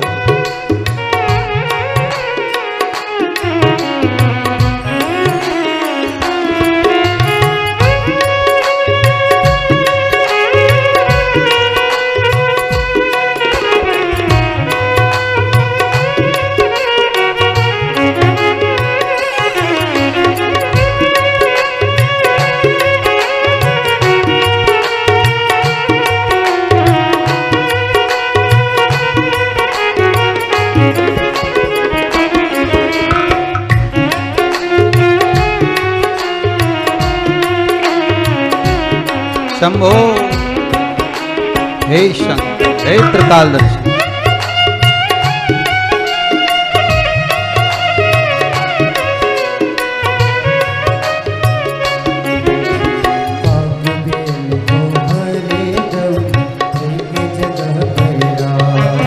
ओ नाम बेल को हर दम एक जगह पे राखे, कभी बुरी नजर से ताके, कभी न एक दूजे को बुरी नजर से ताके।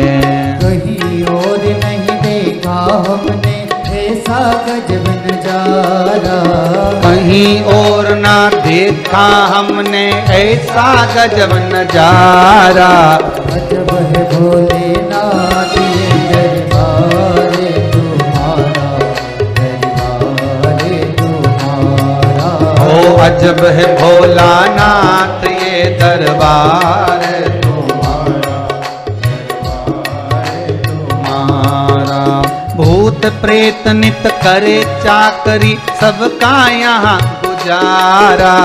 भूत प्रेत नित करे चाकरी सबका यहाँ गुजारा। ओ अजब है भोलानाथ ये दरबार तुम्हारा, दरबार तुम्हारा।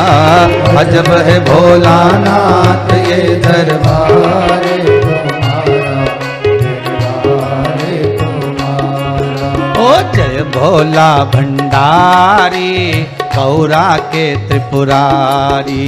जय भोला भंडारी गौरा के त्रिपुरारी। ओ रखियो लाज हमारी गौरा के त्रिपुरारी। रखियो लाज हमारी गौरा के त्रिपुरारी। भूत प्रेत नित करे चाकरी सबका यहाँ गुजारा। भूत प्रेत नित करे चाकरी सबका यहाँ गुजारा। ओ अजब है भोलानाथ ये दरबार तुम्हारा, दरबार तुम्हारा। अजब है भोलानाथ ये दरबार तुम्हारा, दरबार तुम्हारा। ओ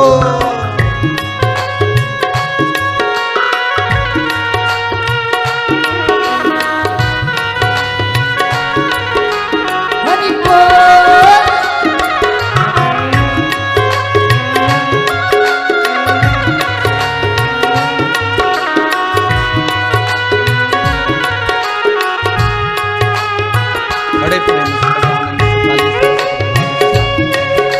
बड़े आनंद के साथ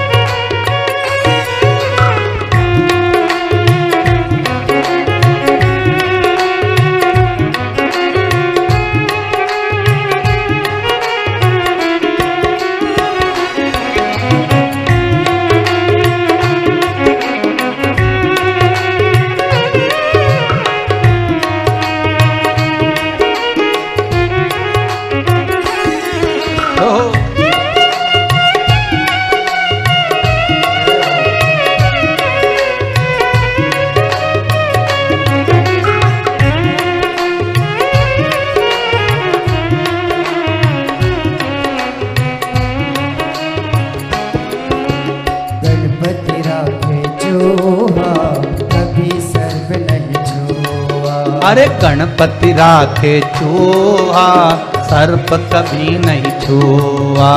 भोले सर्प लटकाई कार्तिक मोर न जाए।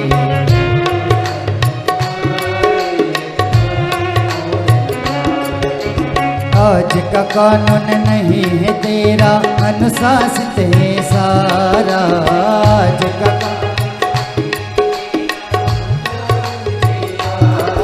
ओ अजब है भोलानाथ ये दरबार तुम्हारा, दरबार तुम्हारा। अजब है भोलानाथ ये दरबार तुम्हारा, दरबार तुम्हारा। भूत प्रेत चाकरी सबका यहाँ गुजारा। भूत प्रेत नित करे चाकरी सबका यहाँ गुजारा। ओ अजब है भोलानाथ ये दरबार तुम्हारा, दरबार तुम्हारा। अजब है भोलानाथ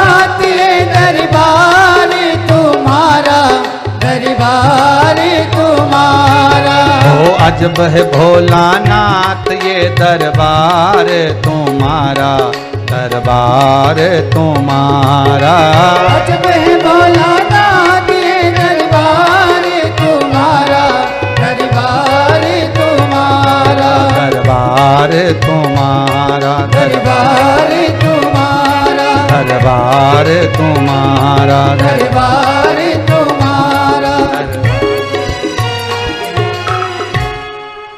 शिव दयालु है, शिव दातार है, शिव करुणा की सागर है।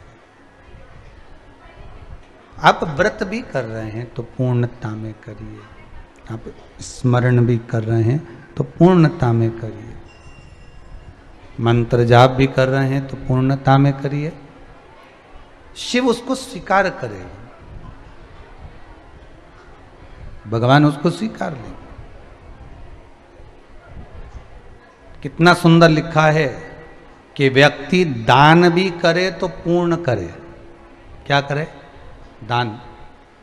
कल कथा में सुना था ना, आपको बताया था कि हरतालिका तीज का जो उद्यापन होता है उसमें 5 वस्त्र दिए जाते हैं।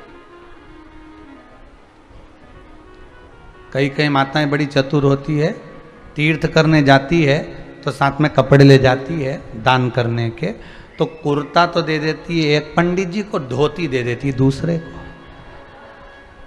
समझना जरा, ये भी बहुत ध्यान देने वाली बात है, ये कोई साधारण नहीं है। बहुत बहुत चतुर चतुर माताएं होती हैं। टोपी दे देगी एक को, साल दे देगी एक को। अब उसके मन में आया कि मैंने देखो कितना जोरदार पुण्य कमाया, मैंने सबके दिया। बोलो रे पंडित जी ने दिया कि नहीं दिया? अब पंडित जी बोलते हो हमें तो धोती मिली है, ये तो कुर्ता मिला, इसके तो ये सामान मिला, इसको ये मिला, तो ये, पर ये शास्त्र विमुख है। वस्त्र देना है तो पूर्ण दो। कैसा वस्त्र दो? पूर्ण। सुहागन स्त्री को, सौभाग्यवती नारी को अगर वस्त्र देना है तो पूर्ण वस्त्र देना चाहिए। कभी साड़ी दे दी और चोली का कपड़ा नहीं दिया तो वो श्रेष्ठ नहीं है। अब कई कई माताएं तो कहती हैं गुरुजी साड़ी में ही आजकल वो कपड़ा लगा लगाया आता है। भले लगा हुआ आता है पर साड़ी में सिला हुआ होता है, वो बना हुआ होता है, उसको अलग करना पड़ेगा। तो या तो तुम उसको पहले अलग करके लाओ फिर दो। पर कभी भी सौभाग्यवती नारी को एक वस्त्र मत दो, एक वस्त्र कभी नहीं देना। देना है, पहले भी हमने एक बार कथा में कहा था, आज फिर कहते हैं, जो ये आप लोग एक नया पैटर्न लेकर आए हो ना, एक नया तरीका लेकर आए हो कि जैसे करवा चौथ का उद्यापन करा, तीज का उद्यापन करा, छठ का उद्यापन करा, या कोई भी उद्यापन माताएं करती है ना सोमवार वगैरह का, तो टीकी का पत्ता रख देती है, बिंदी रख देती है, सामान रख देती है, उसमें एक ब्लाउज का पीस रख देती है। दोष है।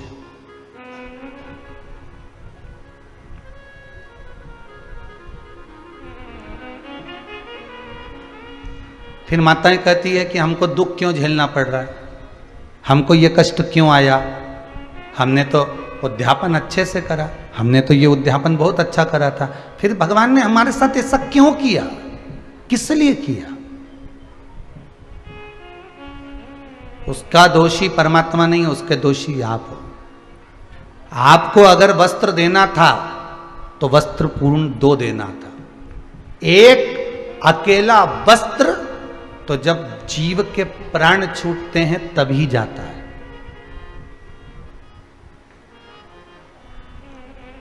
अगर आपको ब्लाउज पीस देना है तो पहले उसको, उसके साथ में एक जो हाथ में बांधने वाली मोली होती है, लच्छा होता है, पहले एक हाथ की मोली उसके अंदर रखो ब्लाउज पीस के साथ में, तो वो 2 वस्त्र हो गए। पर एक नहीं कहलाएगा, फिर वो 2 हो गए। पर माताएं पॉलीथीन में जब पैक करती है ना, पॉलीथीन में जमा लेती है, उसमें टीकी का पत्ता रख लेगी, वो लगाने की रख लेगी, कुंकू रख लेगी, सब कुछ रख लेगी, पर वस्त्र एक रखेगी। उसमें मोली नहीं रखती है, वो कलेवा नहीं रखती, उसमें नाड़ा नहीं रखती है उसमें। वो शुभ सूचक नहीं माना गया। सौभाग्यवती स्त्री को अगर आप भोजन कराकर वस्त्र का दान कर रहे हो तो एक वस्त्र कभी सौभाग्यवती को नहीं जाता। वस्त्र जाते हैं तो 2-2, 5-2 ऐसे वस्त्र बढ़ते हैं महाराज। लहंगा है, वस्त्र आदि के, रुमाल आदि के, ऐसे 5 वस्त्र करे जाते हैं। यहाँ तक आज तक का प्रमाण है महाराज जी कि ये जो आप लोग जो रबड़ बैंड वगैरह देते हो ये अपनी जगह पर है, पर शास्त्र रीति तो यहाँ तक कहती है कि जो पहले साटन चलता था चोटी को गुथने के लिए, उस साटन की भी महत्वता थी महाराज।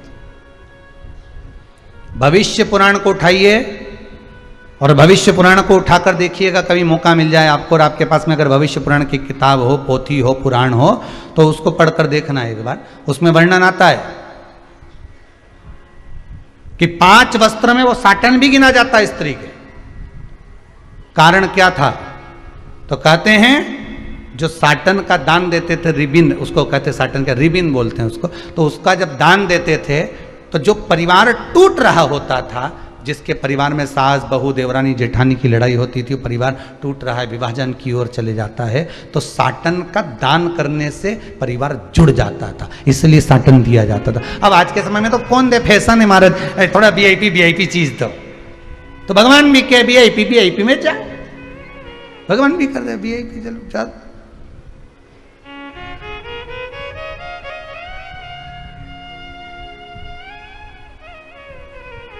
अरे क्यों पुराणों में लिख दिया कि बांस की डलिया में अनाज रखकर, सुहाग सामग्री रखकर ब्राह्मण को जब भोजन कराते हैं तो उसको बांस की डलिया, आपने पढ़ना उसमें लिखा है, आपके पास में तो किताबें होंगी उपवास की, बांस की डलिया में सामान रखकर दीजिए। बांस की डलिया, यहां लिखा नहीं कि प्लास्टिक की डलिया में पैक कर दो, यहां बांस की डलिया लिखिए। बांस क्यों?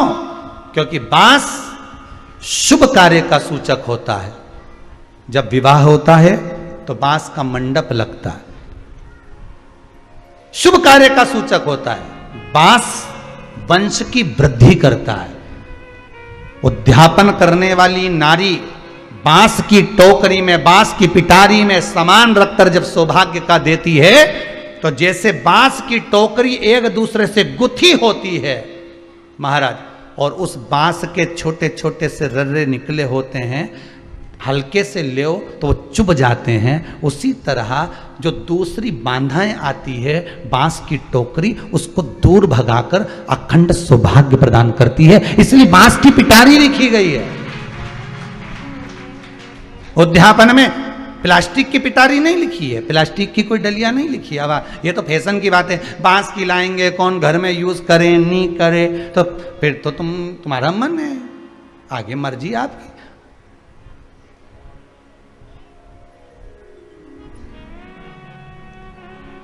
अब यूज करे कि नहीं करे तो एक काम करो ना, शंकर भगवान के दूध चढ़ाएंगे, भगवान यूज करे कि नहीं करे तो रबड़ी बना के चढ़ा दो जा, अब तो तुम्हारे ऊपर है। पर जो नियम है शास्त्र के, वो नियम हमारे यहाँ उद्यापनों में मिलते हैं, वो नियम हमारे यहाँ शास्त्रों में मिलते हैं, उस नियम से चलिए, उस नियम को धारण करते हुए चलिए।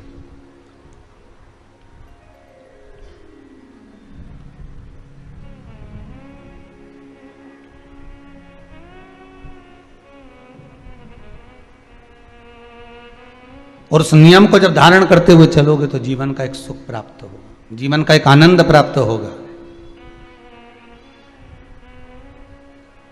आप आए नहीं, सुबह हो गई, मेरी पूजा की थाली धरी की धरी रह गई। दुख आने का एक कारण है अपना पूर्व का किया गया कर्म, और दूसरा कारण है अपने द्वारा किया हुआ बेकार कर्म। हो सकता है कभी कभी हम पूजन अर्चना सेवा आदि आदि में भी हम कर्म बेकार कर जाते हैं, हम नहीं समझ पाते, छोटी छोटी गलतियां बहुत हो जाती हैं साहब, उन गलतियों को हम सुधार नहीं पाते,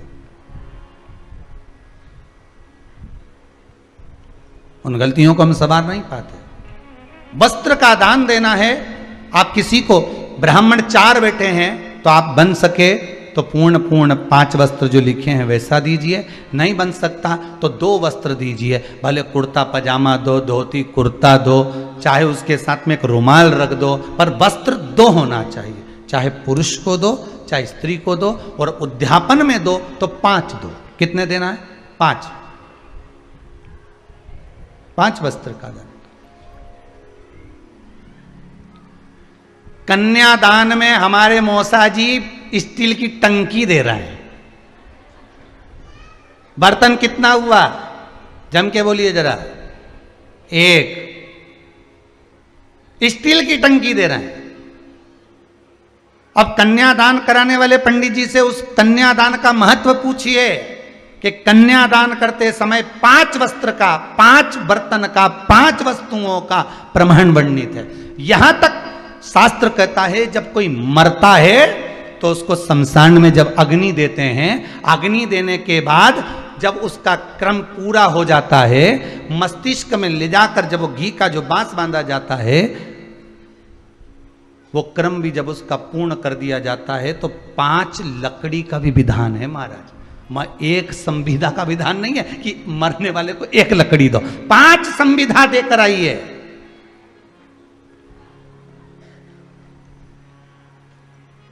अब आज के जमाने में तो लोग मुर्दे को जलाने जाते हैं, अंतिम संस्कार करने जाते हैं, तो 1 आध लकड़ी का टुकड़ा उठा के, 1 कंडे का टुकड़ा उठा के पटक कर आ जाते हैं। दोष है उसका, या तो 2 मती और देना है तो 5 दो, देना है तो 5 दो।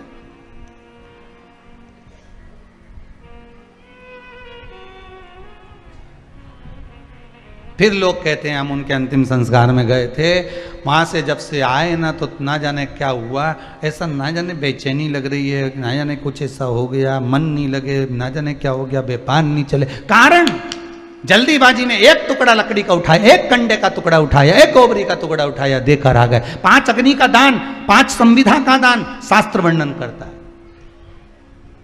पर नहीं दे पा।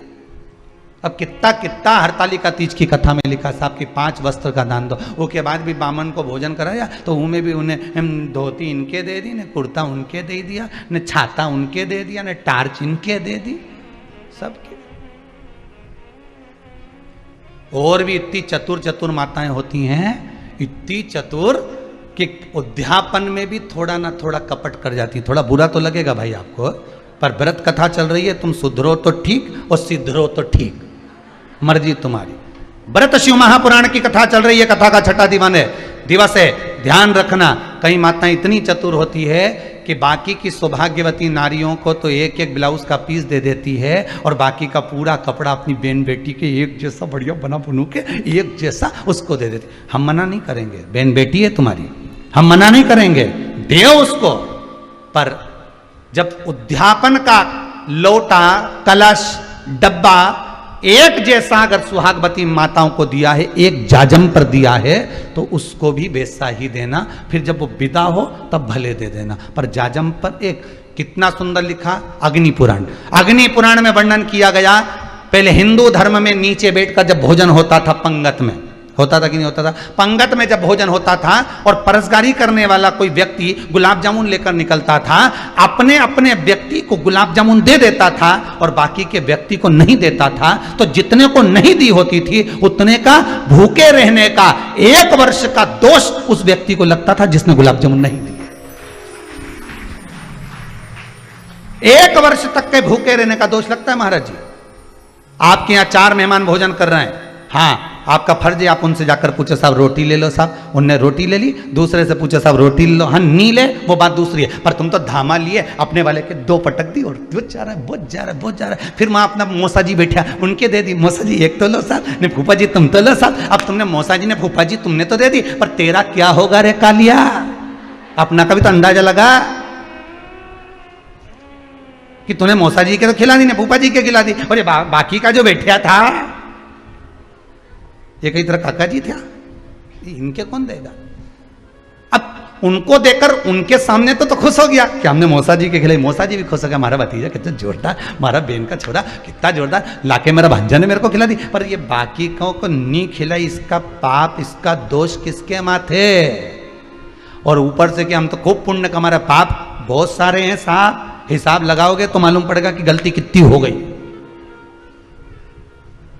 कितनी गलती हो गई यहां लिखा है। उस गलती को तो ढूंढो। अपन ने तो कहते हमने तो गाय की रोटी के लिए खूब पुण्य कमाया, हमने तो पंडित जी के दान दिया, हमने तो खूब पुण्य कमाया, पर यहां पाप का हिसाब तो लगाओ, ढेर सारा मिलेगा।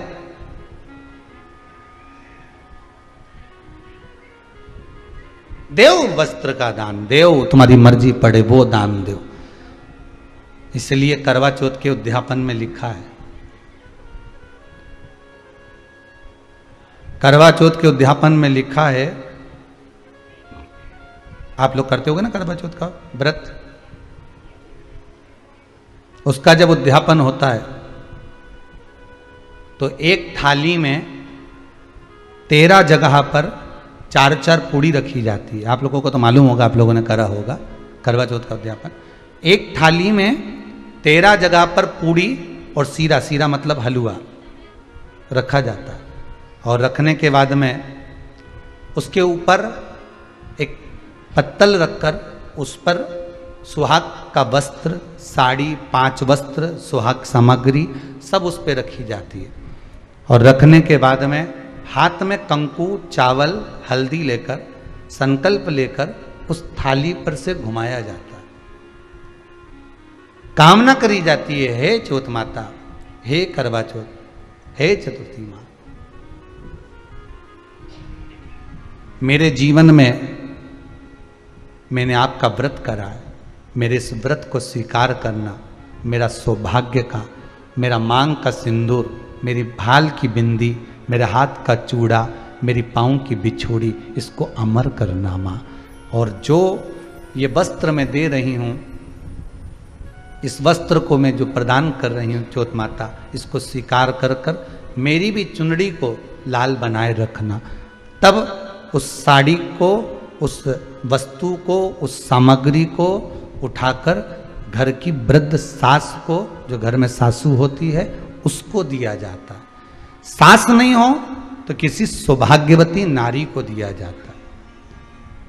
उसके बाद में आप फिर ब्राह्मणों का भोजन कराओ, बड़े प्रेम से बुलाओ और ब्राह्मण ब्राह्मणी का भोजन कराओ। अब आज के ज़माने में जो करवा चौथ का उद्यापन होता है, उसमें जब समाज की माताएं उद्यापन करती है तो केवल स्त्री स्त्री को भोजन करा देती है, पुरुष को नहीं कराती। पर करवा चौथ के उद्यापन में लिखा है कि ब्राह्मण का भोजन होना चाहिए, उसके साथ सौभाग्यवती नारी आए, उसकी पत्नी। पर अपन ने तो सोचा कि चौथ माता का उद्यापन है तो केवल स्त्री स्त्री को खिला दो, उद्यापन का पूर्ण फल मिल जाएगा। नहीं, उसका सुख नहीं है, उसका आनंद नहीं है।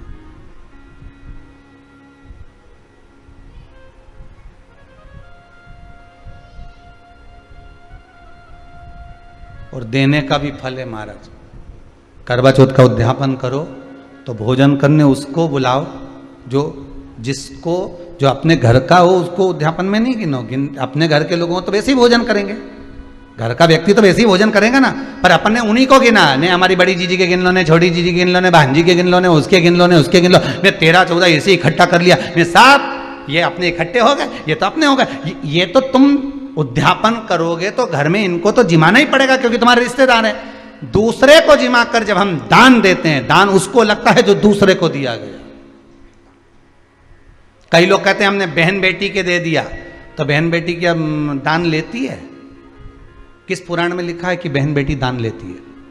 हमको वो भी बताना कि बहन बेटी दान लेती हो, क्योंकि बेटी तो खुद कन्यादान में जाती है। बेटी का कन्यादान होता है, वस्तु का दान नहीं। बेटी खुद दान में दी जा रही है, कन्यादान में। बेटी कभी दान नहीं लेती महाराज, बहन बेटियां कभी दान नहीं लेंगी। और बहन बेटियों को कह भी देना चाहिए, अगर भाभीयों ने बोले कि हमने जीजी को दान है, दान मान नहीं ले रहे हैं, देना हो तो ठाठ से हमारा हक दे रही हो। हम साल भर में आते हैं तो राखी पे साड़ी दे रही हो, ये हमारा हक है क्योंकि हमारे मकान में रह रही हो, हक दे रही हो, दान नहीं। दान देना है तो पंडित जी के दो, दान देना है तो ब्राह्मण को दो, गौ माता को दो। हम दान नहीं ले रहे, हम अपना हक मांग रहे हैं। ऐसे नहीं दोगी तो काले कोट वाले भैया से लिवाएंगे। हमारा कहीं जाए, तुम तो दान दो बस। अब तुम क्यों नहीं, तो तुम, हम तो दान दे रहे हैं, बहन बेटी के दान दे रहे हैं, तो बहन बेटी कोई दान ले क्या? बहन बेटी के कई पड़े तुमसे दान मांगे? इतना बहुत तो वो खुद दान करिया है, कई दान ले भाई, वो तो हक ले रही है, दान नहीं, दान नहीं मांग रही।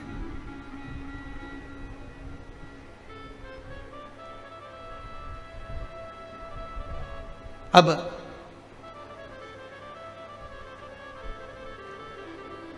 वस्त्र दिया, सिंगल नहीं, एक नहीं, 2 प्रदान करो, 5 दो। भाग दिया, करवा चौथ का जब उद्यापन करो तो आप चौथ माता से विनय कर कर निवेदन कर कर। और एक बात, करवा चौथ की कथा से एक सीख हमेशा मिली है, और वो सीख आप भी अपनी जिंदगी में जरूर उतारना। करवा चौथ की कथा में आता है, भाई बहन को भोजन कराने के लिए बुलाते हैं, पढ़िए ना कथा। उस दिन भाभीियों का भी करवा चौथ का व्रत है, सेठानी का भी करवा चौथ का व्रत है, और बेटी का भी करवा चौथ का व्रत है। पर भाई जब भोजन करने बैठे तो बहन को आवाज लगाई, आजा जीजी भोजन कर ले। दीदी आओ भोजन करो। दीदी ने कहा नहीं, आज मेरा व्रत है, जब तक चांद नहीं देखूंगी तब तक मैं व्रत नहीं छोड़ सकती।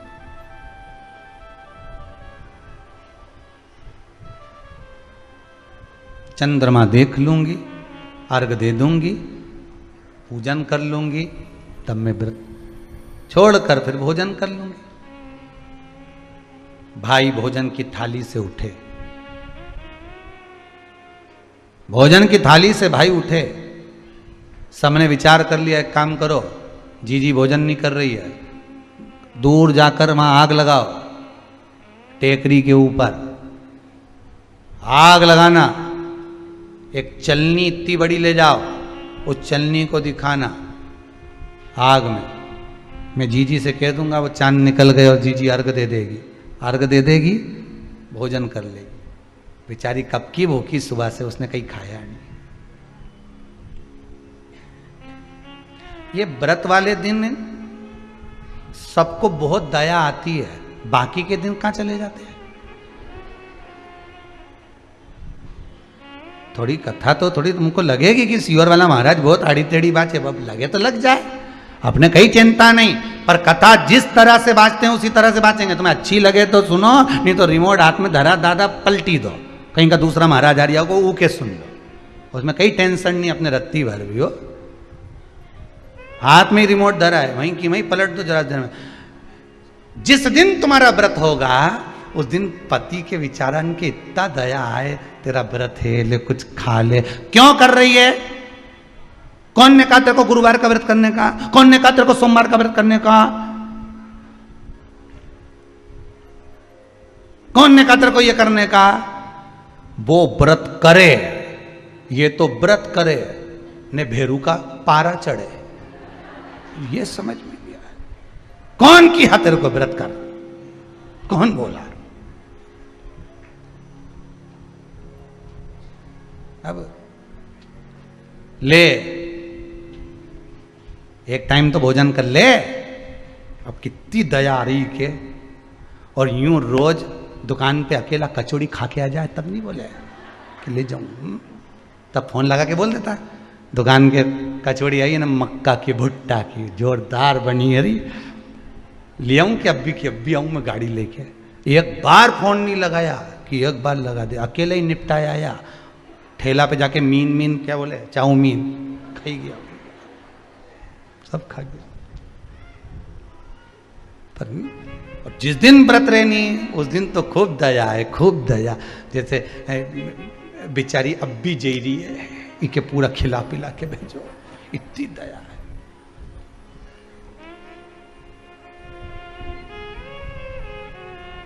ये बड़ी बड़ी विचित्र बात होती है। इधर ये एक जगह पर कहीं गए थे, वो जजमान चले गए तो वो बहुत अच्छे परिचित थे, नहीं जाते तो अच्छा नहीं लगता। अब गए तो वहाँ पहुँचे तो वो बाबा जी को लिटा कर रखा था और घर की बहुएं आ रही थी और उनको दही पेड़ा मुंडा में खिला रही थी। अब मरा हुआ व्यक्ति मुंह में कैसे दही पेड़ा जाए, तो सब में भरता जाए भरता जाए भरता जाए, जो आए आंख में आंसू,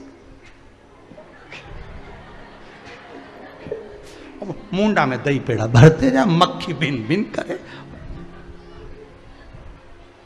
अब हमसे नहीं रिया तो हमने एक को कह दिया, तू मत खिलाना दही पेड़ा, पानी पिला के जा, तू क्यों खिला रहे? जिसको दही पेड़ा खिला रहे हो उसकी बात कभी सुनी तुमने? जब जब वो टोकरा, जब वो बुढ़ा व्यक्ति मिलता था, एक ही बात कहता था, गुरुजी 5 बहुएं हैं पर आज तक मुझे गरम रोटी नहीं दी और मरने के बाद दही पेड़ा खिला। और वो भी आंसू, क्या होगा? कोई फायदा नहीं थी। मन चंगा कठोते में गंगा। तुम तो जीते जी दही पेड़ा खिला दो नहीं। एक बार काका जी ने बोली तो आज मैं दही लाई हूँ आधा किलो, सब तुमको दूंगी बढ़िया जोरदार, वो मैं पेड़ा मिला के दूंगी। तो मरने के बाद पेड़ा की जरूरत पड़े क्या? जीते जी खिला दो एक बार, प्रेम की वाणी जीते जी बोल लो। मरने के बाद कुछ सुनने की जरूरत नहीं, कुछ पढ़ने की जरूरत नहीं, जीते जी जो स्मरण हो गया उसके बराबर कोई सुख नहीं, कोई सुख नहीं है उसके बराबर।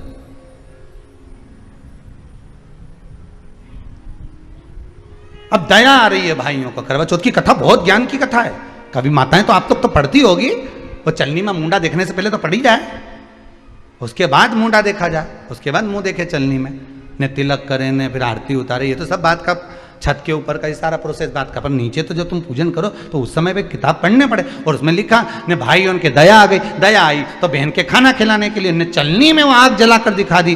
तो इतने में बहन ने अर्घ दिया तो भाभी उन खड़ी थी, हाथ जोड़कर कहा, जी तुम्हारे भाइयों ने तुम्हारे लिए वहां आग लगाई है और चलनी में मुख दिखा रहे हैं, मत अर्घ दो, ये झूठा है अर्घ, तुम ये चांद नहीं है भाभी। जी मानो तो ननंद को समझाया, पर प्रेम इतना ज्यादा था भाई बहन का, सुनी नहीं। कभी कभी भाभियां ननंद को समझाती हैं, क्यों लड़ कर वापिस आ जाती हो? तो नंदों को लगता है हमारी भाभी तो हमारा पक्ष ही नहीं ले रही, पक्ष नहीं ले रही, तुम्हारे को जोड़ना चाहती है भाभी, इसलिए कह रही जी जरा सी बात में दौड़ के मायके मत आया करो। भाभियों को ननंद बुरी नहीं लगती, पर कभी कभी जब वो बोलती है तो तुम्हारा घर जोड़ने की बात करती है, तोड़ने की नहीं। पर हमको लगता है कि भाभी तो हमसे जलती है, हमको तो कह रही कि वहीं पड़े रहो, भरे जूता खाओ, कुछ भी करो, पड़े रहो। पर शास्त्र भी तो कह रहा है कि किस्मत में अगर सुख लिखा है तो सुख मिलेगा और किस्मत में दुख लिखा है तो दुख मिलेगा। थोड़ा सा एडजस्टमेंट करना पड़ेगा। बार बार मायके वालों को अपने बीच में मत लाओ। हाँ, राखी पे जाओ तो पूरी सुना के आ जाओ, मना नहीं है, पर जरा सी बात में बस रसोई घर में काम करती जाए। क्या कर रही छोरी? मटका भर। तो तू क्यों भरे? थारी देवरानी कहीं कर रही है, वह कहीं करे, ऊके के नहीं मटका भरे। मम्मी काय की किस्मत, वो तो उठ के ही नहीं आई नीचे तक अभी तक। तो तू भी काय को जाए, छोरा के चिमटी खोल ले जा कमरा में जा, तू भी काय को जाए। और ऐसी जोरदार पट्टी पड़ा है जिसका वर्णन नहीं, इतना जोरदार घर था साहब। और मंथरा की अम्मा ने सब तोड़ दिया, पूरा की पट्टी पड़ाई, सब तोड़ दिया। अब कथा कह रही है, भाभियों समझा रही है ननंद को। करवा चौथ की कथा में लिखा है, आप लोग कहोगे कि सियोर वाला महाराज कहां से बोल रहा है, तो करवा चौथ की कथा में से पढ़ लेना। भाभी ने समझाया, मत करो पूजन, ये गलत है। नहीं मानी, तुम तो हमारा अहित चाहती हो। कर दिया पूजन, अर्घ भी दे दिया, जाके भोजन कर लिया। सब तरह से गणेश जी का अपमान हो गया, बर्बाद कर दिया भगवान। रोने लगी, बिलखने लगी। पूछा, अब माँ के गले लगकर रो रही थी सेठानी के माँ, बर्बाद हो गई मैं, सब कुछ नष्ट हो गया। मां की आंख में आंसू थे। गलती क्या हुई है कुछ मालूम है? मुझे लगता है कि पिछले वर्ष जो करवा चौथ पर पूजन करी थी तो भाइयों ने आग जला दी थी, ये भाभियों ने कहा था। तो सास बोली, तेरी भाभियों ने तुझे पहले नहीं बताया? नहीं मां, मैं अर्घ दे रही थी तभी भाभियों ने कह दिया था कि यह चांद नहीं, तुम्हारे भाइयों ने तुम्हें भोजन कराने के लिए चलनी में अग्नि दिखाई है। तो बेटी, गलती तो तेरी है ना। सवेरे से लेकर शाम तक जब भूखी रही, 8 बजे तक भूखी रही, 9 बजे तक भूखी रही, ने टोरा टोरी ने छोरा छोरी के बार बार छत पे भेज रही, देख के तो आया कि नहीं आया, देख के तो आया कि नहीं आया।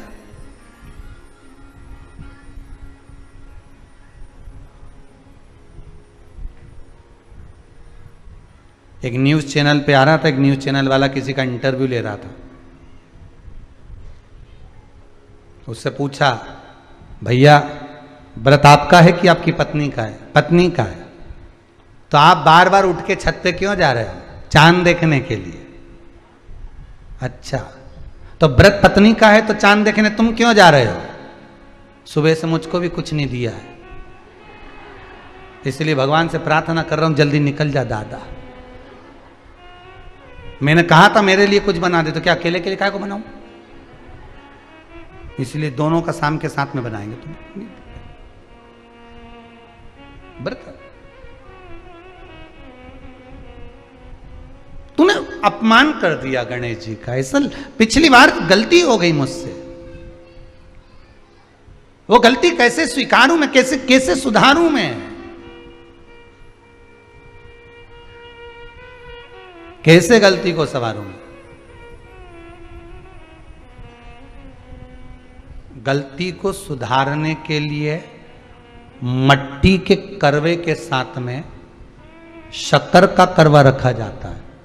ध्यान दीजिएगा, शक्कर का करवा जानते हो? वो मीठा जो करवा होता है, मीठा जो करवा होता है वो कब प्रयोग में करा जाता है? या तो पहली बार करवा चौथ का व्रत उठाते हैं उस समय पर, या फिर उद्यापन के समय पर, या फिर कोई गलती हमसे हो गई तो मिठाई का जो शक्कर का, शुगर का जो करवा होता है उसको भरा जाता है कि मेरे से पिछले वर्ष जो गलती हो गई, क्या गलती हो गई भगवान, बस उस गलती को संवारने के लिए उसको भर दिया जाता है। मिलता है बाजार में, आपने देखा कि नहीं देखा वो पता नहीं, पर मार्केट में आता है शक्कर का करवा, शुगर का करवा, वो भरा जाता है। गलती भाइयों ने भी कर दी। कभी कभी हमारी सहानुभूति, कभी कभी हम दूसरे को समझाने के चक्कर में अपना तत्व दिखाने के लिए गलती कर जाते हैं, अपना तत्व दिखाने के लिए। 16 सोमवार का उद्यापन कब होता है? प्रदोष काल में, शाम के समय। हम पूजन करने कब बैठ जाते हैं? दोपहर में 12 बजे, 1 बजे। हरतालिका तीज की पूजन का पहली पूजन कब होती है? प्रदोष काल में। प्रदोष की बात करते रहो। कई लोग पूजन कर लेते दोपहर में 2 बजे, चाय पीना पड़ेगी, भूख लग रही है, कुछ खा लूंगी, मना नहीं, पर समय का भी तो भान करो। दुकान खुलने का भी एक समय होता है 8 बजे, दुकान बंद करने का समय होता है 10 बजे, कथा का समय होता है 2 बजे से 5 बजे तक। सबका एक समय होता है कि इतनी बजे से इतनी बजे तक रहेगा। उसी तरह हर पूजन का विधान है, समय है। सुबह 4 बजे से लेकर रात्रि के चंद्र आए जब तक आप भूखे रहते हो करवा चौथ के दिन। फिर जल्दी किस बात की है?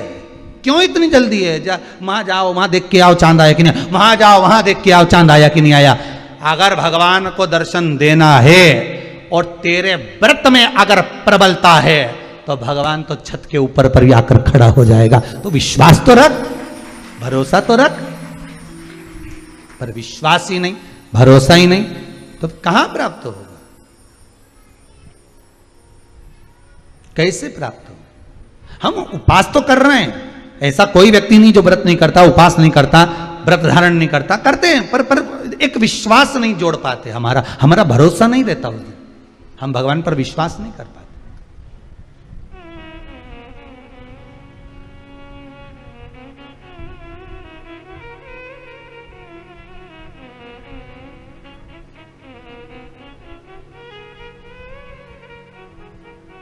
शिव है, सम्मुख में है, श्वासों में है, धड़कनों में है, हर जगह पर वही है। हमें दिख रहा है, हमारा विश्वास कर रहा है, तो वो सामने प्रकट हो जाएगा।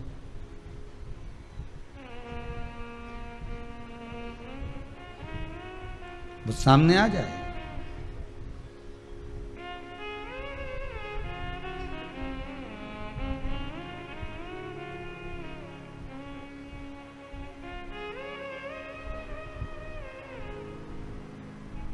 ओमकार कहो,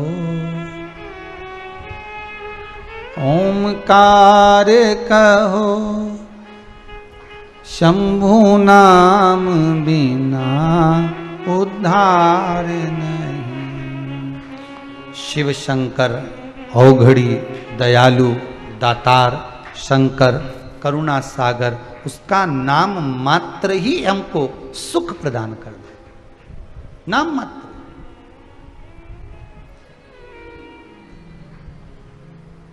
बस इस हृदय को उस परमात्मा से जोड़ना, इस चित्त को उस भगवान से जोड़ना, वो मान जाए। समझाना बड़ा मुश्किल है, आखिर वो दर्द दिल है। सच्चा दरबार लगा है, ये भोले की महफिल है। सच्चा दरबार लगा है, ये भोले की महफिल है। नैनों को भोले बाबा का हो, नैनों को भोले बाबा का दीदार चाहिए। वो काशी रहने वाला भोलानाथ चाहिए। वो काशी रहने वाला भोलानाथ चाहिए। वो काशी रहने वाला भोलानाथ चाहिए।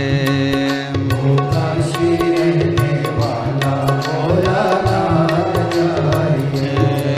नैनों को भोले बाबा का हो,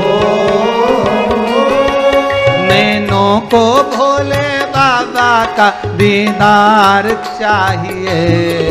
वो काशी रहने वाला भोलानाथ चाहिए। वो काशी रहने वाला भोलानाथ चाहिए। वो काशी रहने वाला भोलानाथ चाहिए। वो काशी रहने वाला भोलानाथ चाहिए। हो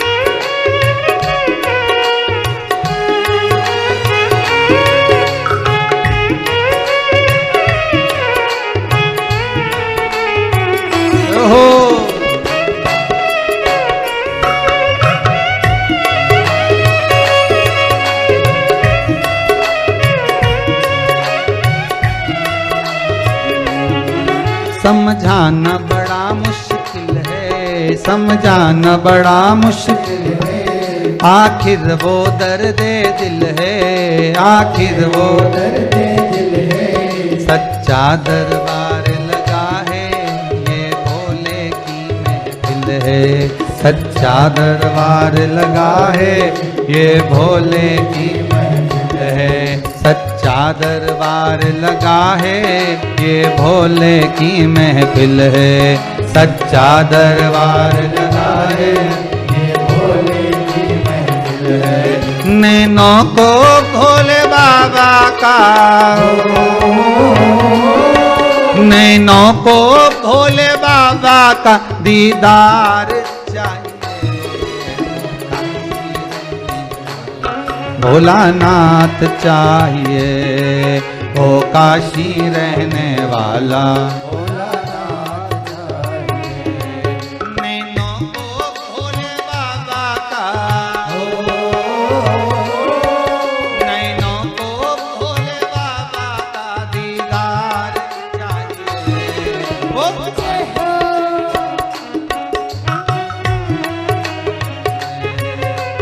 काशी रहने वाला भोलानाथ चाहिए। वो काशी रहने चाहिए, वो काशी रहने वाला भोलानाथ चाहिए।